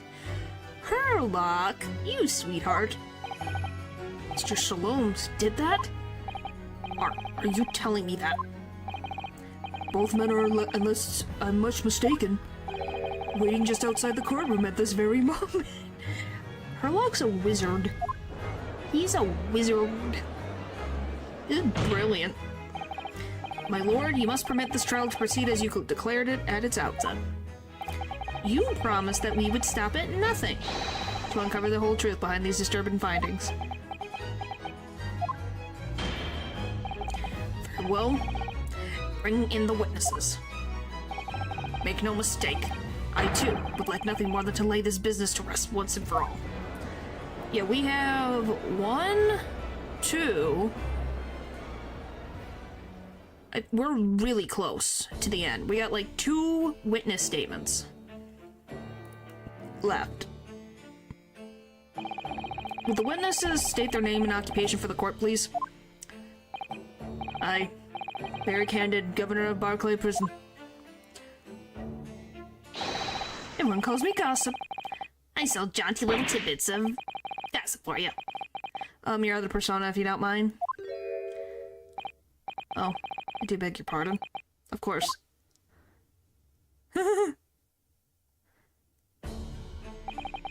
My name is Daily Vigil. I used to be the chief warder at Barclay Prison. The reason you've been summoned here to court today is to testify about the jailbreak of so-called professor 10 years ago. What, the professor? I've already been through all this before, a decade ago.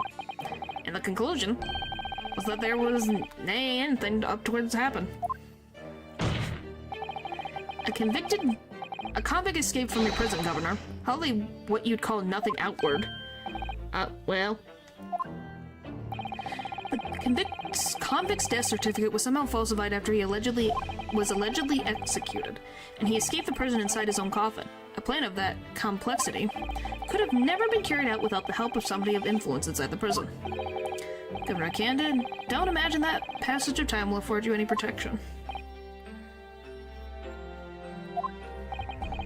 If it turns out that you were involved in the plot to break Mr. Asugi out of your prison, then of course, the consequences will be very serious. in all likelihood, a capital punishment. Gads, hold on there, laddie. All I did was... Witness Governor Candid. Aye, sir. You have a critical role to play in the public safety of our country, a great responsibility to shoulder. The significance of your testimony in court cannot be understated. Therefore, think carefully before you speak. And Prosecutor Asugi, if you threaten the witness again, you'll be held in contempt of court. What do you mean? He told the truth. My apologies, my lord.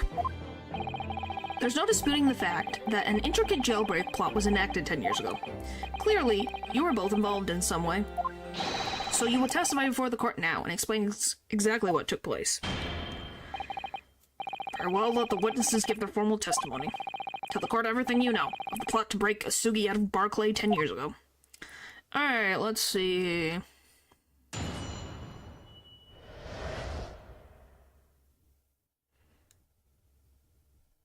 Okay. The jailbreak plot. It was the day that Japanese jock was found guilty. The directive came from the prosecution office. Assigned the convict to the chief warder vigil here and put the plan into action behind the scenes. I was responding for Asugi right up until the night of his execution, but I knew nothing of any plot. I didn't care if there were some negotiations between the convict and the prosecutor's office. All I did was carry out my duty for Her Majesty Great British Empire. A directive from the prosecutor's office? Are you saying that that was the jailbreak plot? Aye, that's right. Who sent it? Who authorized the plan? I didn't keen that. You're saying you don't know? Listen, there wasn't anything about the professor's case that wasn't unusual in some way. Didn't ask any questions. All I did was what I was told to do, more than that. Couldn't tell you. I see. But if the jailbreak plan originated from the prosecutor's office, then one thing is very clear. As suspected, there were clandestine dealings going on between Mr. Asugi and that office. The jailbreak was promised in exchange for Mr. Asugi admitting to the crimes he didn't commit.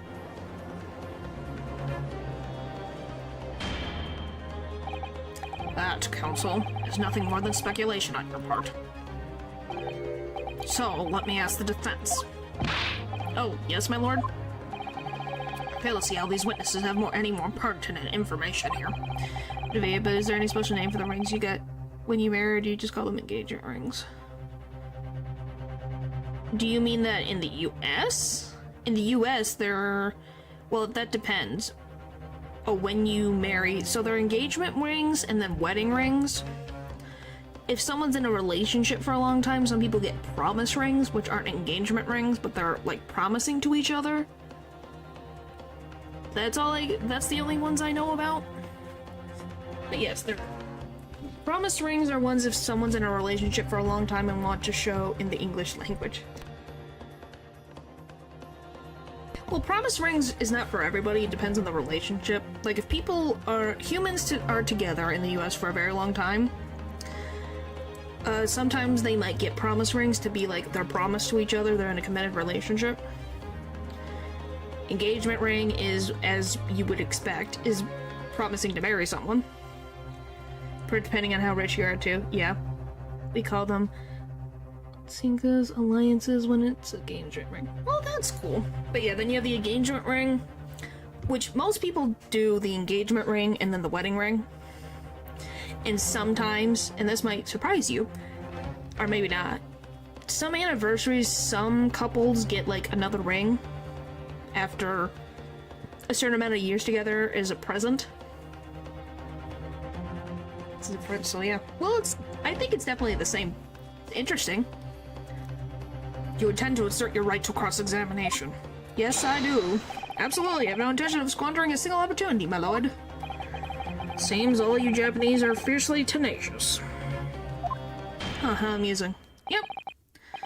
Obviously that doesn't happen for everyone, but from my experience here in the US of A, that's what happens. Very well, proceed, Counsel. Alright, we're getting there, we're getting there, we're getting there!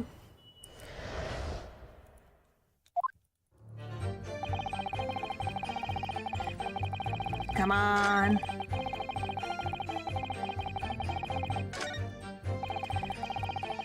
I need to get to the... And yes, I'm using the walkthrough so we can get through this freaking thing or we'd be stuck here forever. Press. Hold it! Alright, did you carry out the plan in its entirety? I did everything I could at the time. As you know, Genshin Asugi was shot dead in Lowgate Cemetery after the escape. Tell me, was that part of your plan too? My instructions were to do with getting the jock out of the prison and nothing more. Can't tell you anything about what happened after that. Only, personally, I believe his death was the last part of the plan. What does it mean? Excuse me! Mr. Vigil, is something wrong? Oh, he's spinning again. Whoa. Whoa.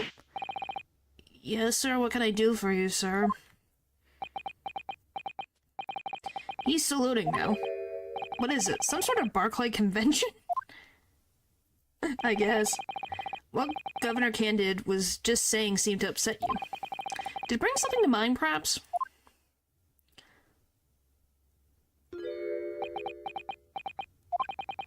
the last 10 years, I've completely blotted out the memories of that time from my mind. I was betrayed by my superiors in the name of my country. Just as my father was betrayed, it seems. You see, thinking back now, I really can't imagine that the shooting of Mr. Asugi in the cemetery was ever part of the plan. What makes you say that? Well, it just doesn't make sense, does it? To make the man admit to crimes he didn't commit with the promise of a jailbreak, only to kill him in the end. That's treachery of the worst kind. But the point is, if the intention was always to betray him, why would there be any need for all the chicaneries of an escape? True. Yes, that's quite true. If whoever negotiated with Asugi never intended to keep his or her end of the bargain, it would have been far simpler just to let the man be executed in prison as dictated by his sentence. All happened in that vast chamber of secrets that is Barclay, behind the high prison walls. I suppose nobody knows what really went on in the execution room now. Yes, it was an unsettling mystery, certainly.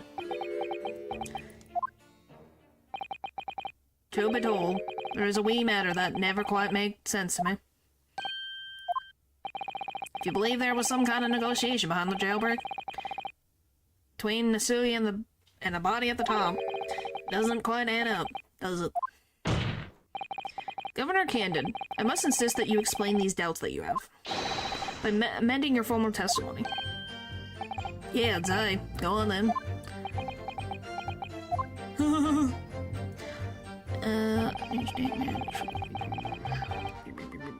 It seems to me that the Japanese fella didn't have nothing to bargain with. He did. It's called his frickin' papers that he wrote. Here you go. Objection! Holy frick. We're almost there. Confessing under oath to murders he didn't commit on a verbal assurance of later being broken out of prison. Genshin Asugi was taking an incredibly risky gamble. Very true. There was nothing to stop the British breaking their word and executing him behind closed doors anyway. Under normal circumstances, no man would stake his life on a gentleman's agreement like that. Which means that Mr. Asugi must have had a trump card. Something that guaranteed he wouldn't be betrayed. Some kind of weapon. Havers, the fella couldn't have possibly had anything like that. But you know what he did, Governor? But you know that he did, Governor. The Asugi Papers. The name given to the last will and testament of Genshin Asugi. Eh. Turns out that Mr. Asugi was hiding his will in his cell at Barclay. Chief Warder Vigil caught him with it one day. You squealed, didn't you, you wee... What? Didn't I tell you not to keep that a secret? Didn't I tell you to keep that a secret? You can't touch me now. Huh. Wow. When Mr. Vigil caught sight of that will through the bars of the convict's cell, Mr. Sugi pleaded with the warder. Alright then, but what's on that paper? Last will and testament. This will is the only weapon I have left now. Weapon? And after that convict had been killed following the elaborate pretense of the jailbreak, that document mysteriously disappeared, didn't it? Well, yes, all the prison warders searched through the belongings in his cell, but that will was just nowhere to be found. As I understand it, an exhaustive search was made for the document, which became known as the Isugi Papers. Governor Candid, I believe you ordered your prison staff to find it at all costs, didn't you? Eh? Would I be right in saying that you knew that the so-called Isugi Papers had the potential to make great waves somehow? Diggs, what the blazes are you blithering about? The will was found, run proper, and in the fail cell where it said it would be. How can that be? We're in his cell. We all searched the place, from top to bottom. Well, you didn't do your proper job, you peely-willy galoot. Galoot. You can't criticize me now. Showed it to you before. Did I know your lore? Yes, you did. I had the document here. It was written in Japanese and it reads, The Last Will and Testament of Genshin Isugi. Which means everything is as it should be. Not quite, my lord. You see, there's an undeniable inconsistency here. What inconsistency? Mr. Isugi described this document as the only weapon he had left. And yet, this will contains nothing of significance at all. Nothing that would be given the convict any leverage. Are you suggesting, my learned friend, that the last will and testament stored at Barclay Prison all these years is actually a fake? Ooh. As have clearly been demonstrated already, what went on at Barclay Prison was far from above board.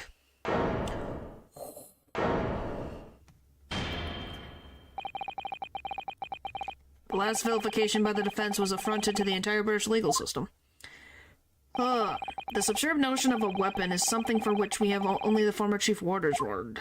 The man could quite easily be lying, or at the very least, solely mistaken. What? No, I definitely heard him say that. I swear. Clearly, we need to get to the bottom of this. We need to know exactly what happened with these so-called Isugi Papers.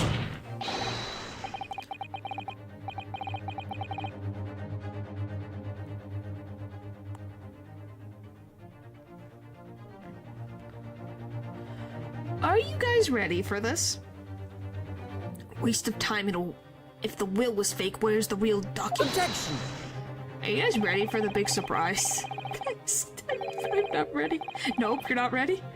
In this freaking game, Mr. Vigil was stabbed in the back by the judiciary 10 years ago. He lost everything, very nearly his own life. And now you're going to do it again. You're ready to brand him a liar and turn your back on him even without letting him defend himself. It's clear the Barclay prison is hiding something. It's clear that the jailbreak was masterminded by somebody in the prosecutor's office. It's clear that some illicit negotiations took place. Is your lordship going to just gloss over these obvious facts? What did you say? We should hear more from the chief warder. Have him testify again. Trial must go on. The man's voice must be heard. It would seem that a vocal few here are utterly blind to the truth. Very well done. Let the witness testify again. Tell the court precisely what you think you saw of the convict's last will and testament. Yes, sir, my lord. I'm not ready. You're not ready, I'm not ready, no one's ready for what's to be happening. I'm in shock. The Isugi Papers. As the warder responded for condemned convicts, I attended to Mr. Isugi and kept watch over his cell. The night after he was found guilty in court, he was doing something with that will in his cell. No one's ready indeed. We turned the cell inside out, looking for it after the execution, but no avail. All I found about the Yosugi papers when a directive came telling me to impound them. The document was in the folds of the fellow's robe that was left in his cell, a kimono, I think it's called.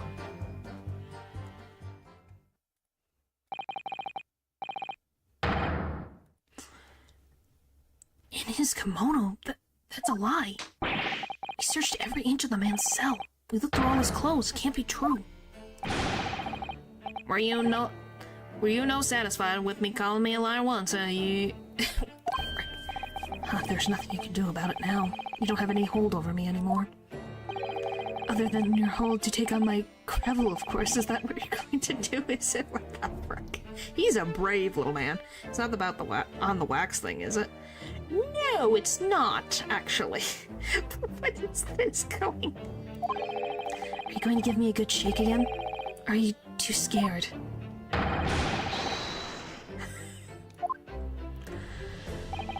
Little and large, what a double act. Compiled with the Asugi's will as far as possible. All his personal effects were delivered to his family, home in Japan. It's a courtesy to the homeland of the most notorious killer our country has ever seen. And we were much obliged. I can confirm that all of my father's belongings arrived safely. Aye, and you can't deny the writing is that of your old man, eh? Yes, there's no mistaking that it's my father's brushwork. And Kazuma's sword? No, you'll see. Really. This last will and testament was the man's last weapon, was it? I think we can safely assume that the convict was merely proud of it, knowing that his end was coming. Oh, I have autoplay. You'll find out. We're almost there. So, counsel for the defense. Cross-examination, please.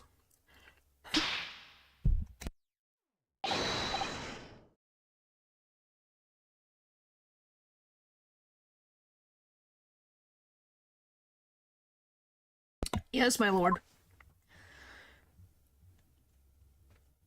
Alright.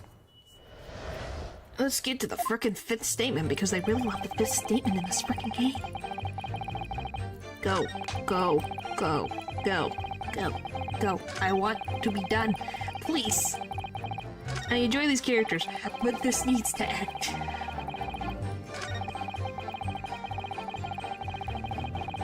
Hold it! In Mr. Asugi's kimono. Aye, the one he brought with him when he was locked up. Yes, he was permitted to have his personal effects with him during his incarceration, I understand. That's right, he was granted as much freedom as possible during the few days before his execution. Indeed, he had a number of items of personal significance, I remember. He was very reluctant to part with them. Some books, the kimono, his sword. His sword? Kuruma, the famous sword of the Asugi clan. It bears the soul of my family. I don't doubt it, but I wasn't really getting at that.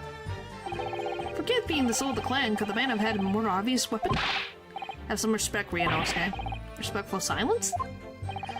Warders carry firearms at all times, and the inmates have shackles around their ankles. Couldn't have hurt anybody with that thing. Still, he was allowed a sword, but no writing materials? Aye. He wrote that will before he came to stay with us at Barclay, see?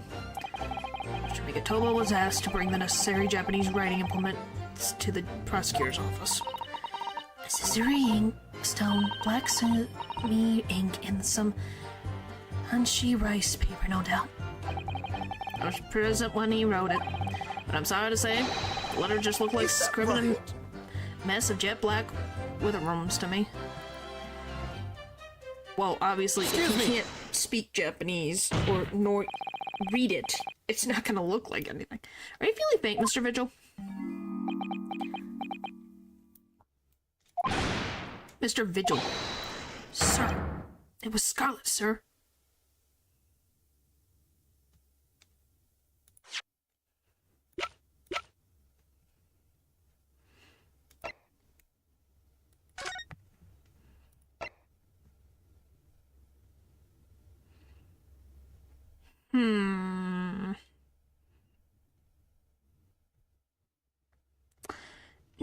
I don't think it was written in blood.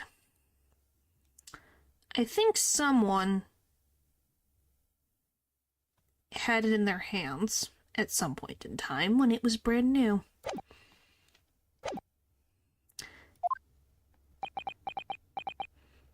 It would have been cool. What? Oh, I'm terribly sorry.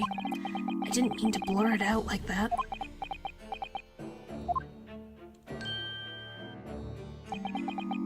Oh my gosh, please. Less swaying and more explaining would be helpful, please. Is it something about the testimony we just heard? Have you recalled something of importance? Something of importance. Possibly. Possibly not. I'm able to tell which way he's leaning, I'm afraid. Hello. My lord, the defense asks that Mr. Vigil be permitted to supplement his testimony with this possible or possibly not important detail. Permission granted. Go ahead, Mr. Vigil. Yes, it was Scarlet.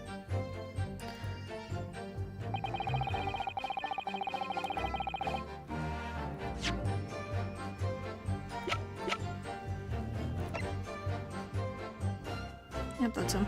Objection! Scarlet-colored writing is what you said you thought you saw, Mr. Vigil. And I believe that's exactly what you did see. What? Never again, you have no evidence to say that. Have a look at this report. That's my brother's autopsy report. Yes, hello, we're just trying to finish this game, we're almost there. Yes, and there was something in here that bothered me since I first read it. It states that scarlet-colored ink stains were noted on the fingers of the victim's right hand. Yes, so it does. Scarlet ink? Now, I'm not familiar with the habits of British aristocracy, I freely admit, but I would hazard a guess that they don't all go around with ink stains on their fingertips, do they? Your wits is not appreciated. My brother was a well-bred and faceted man. Should ink have sullied his fingertips, he would have cleaned them immediately. What is your point, counsel? My point is this. Whatever Lord Clint Van Zeeks was writing in that unusual colored ink must have been directly before his death, because he died before he had the opportunity to clean his hand. What? Remember, something troubled me at the time. At that scene, the lid of my brother's inkwell was open. But Clint was punctilious about such things. It seemed unusual. And no documented penning in the color of that ink was in the inkwell was ever found. So the document had disappeared. Are you suggesting that the document my father had in his hand that night in his cell was...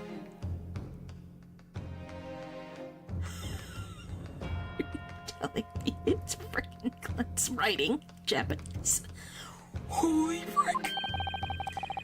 The same document that Lord Clint Van Zeeks was writing moments before his death. Then it was... If Mr. Vigil's testimony is to be believed, it can only mean that, yes. Mr. Vigil? Sir. When you spotted Mr. Asugi with the documents in his cell, his precise words were as follows, were they not? But what's on that paper? A last will and testament. This is the only weapon I have left now. He never said it was his last will and testament. A last will and testament. If the conversation really did go as Mr. Vigil says, then what we now know completely changes the meaning of what Mr. Asugi said. You really think... Mr. Vigil did indeed see the convict with a will, but it wasn't that of Genshin Asugi. It was the last will and testament of Clint Van Zeeks. No. What? Can you guess where this is going? Do you know where this is going? Because I didn't know this is where this was going. This is madness, my brother's last will and testament. That would mean that he had chosen to die. Is what it would mean, yes. No, impossible. That is utterly out of the question. Lord Van Zeeks. Clint was pursuing the professor, consumed him day and night. Hello. Whatever happened, he would never have abandoned his investigation before its conclusion. Never. Yes, Malrin is here. He wouldn't rest until the job was done, until the killer was caught.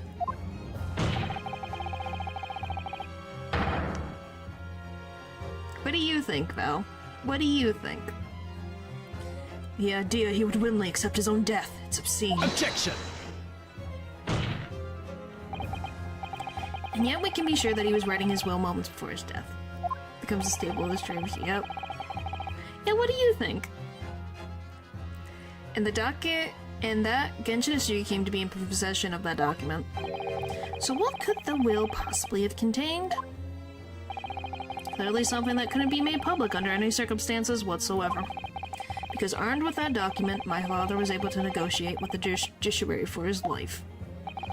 It was something so damning that it prompted the powers to be enacted to that daring jailbreak plot. Yes, there can be no question that the will contained information of the most secrecy. Information of the utmost secrecy.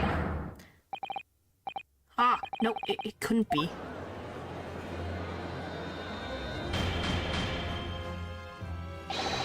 I've heard more than enough. Showing this negotiation of a phantom who nobody can attest to have seen serves no purpose. Objection! No, my lord, that's unacceptable. What did you say, counsel? The last will and testament that Genshin Isugi had in his possession was that of Lord Clint Van Zieks. All the testimony and evidence presented to the court has logically led us to that as a possibility. We have a duty to pursue the line of reasoning to its conclusion. With no possible means of knowing the contents of the document, there's no line of reasoning to pursue.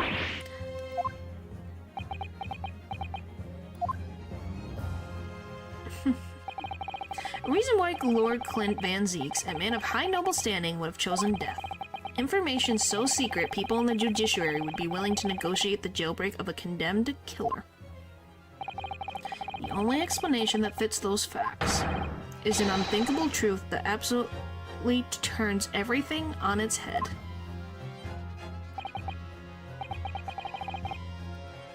But it's just too heinous. Mr. Naruto. However difficult the situation might become, you work with your client in pursuit of the truth. That's what you resolved to do when you entered the courtroom this morning, if I'm not mistaken. Mrs. Sato. So hold your head high and keep soldiering on. Yes, you're right. 10 years ago, in his final moments, Lord Clint Van Zieks left behind a will. A will that Genshin Isugi was able to use as a weapon to negotiate his escape from prison. In all probability, the details in the will were related to the Professor case. The defense's last statement is mere conjecture. What are you getting at, man? Inosuke. As soon as these words come out of my mouth, there's no going back. I believe that the last will and testament of Lord Clint Van Zieks was in fact a confession. You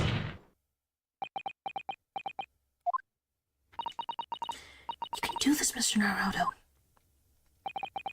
I believe that what Lord Clint Van Zieks actually penned that day was a confession. A confession. Regarding the mass murderer known as the Professor. And his true identity. Objection! Yeah. Yeah, that's a thing.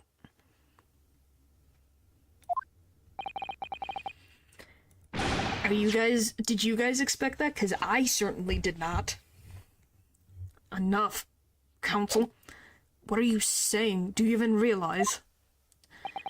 A confession about the true identity of the professor. That would mean... Like, this is a twist that I did not expect. And there's another twist also in the things, too. Lord Van Zieks, I appreciate this must be hard to take in. But it's the only explanation that fits. The killer that terrorized London a decade ago and became known as the Professor.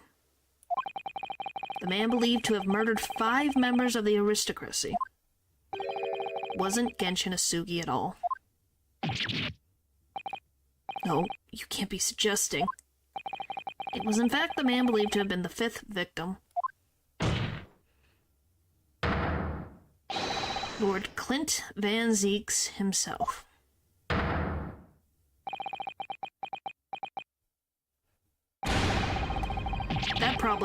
That is probably destroyed Van Zieks. Like, that's a lot. It's finally open, is it? Pandora's box.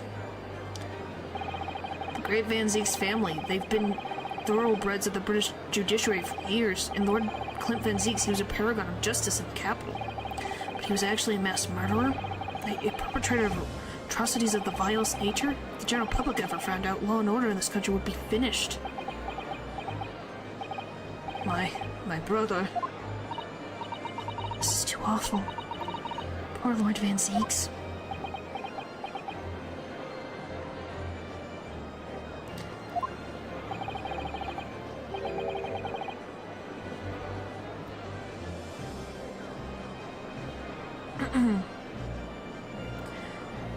There are so many more secrets in this case that I'm not ready.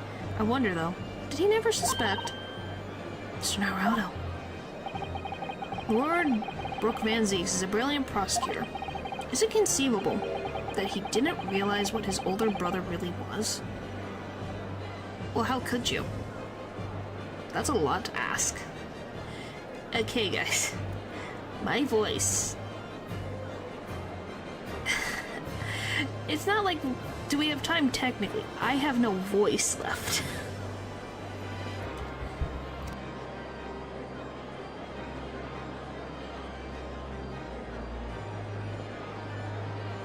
Yeah, I have no voice left. I'm struggling. There's a little bit left. Point is, when I post, then I'll do it next week. We'll start Apollo Justice plus this, because this is we gotta finish this. Great attempt, thank you. Hey, we got through 4 hours of the gosh darn thing. And look, it even says the frickin' final. We're so close. But hey, you guys got to... You know that there's more secrets? Yeah, it's getting rough to listen. Yeah, you think it's rough for you. But yes, there's more... There's what? 1, 2, 3, 4, 5... 1, 2... 3, 4, 5, 6 statement? No, 6, 7, 8. And then there's a big there's like multiple secrets, by the way. So, there's more secrets to be done. So, obviously next week we will finish this officially. So yeah, be excited for that. Thank you guys for watching the stream, and I'll see you guys next time. Bye!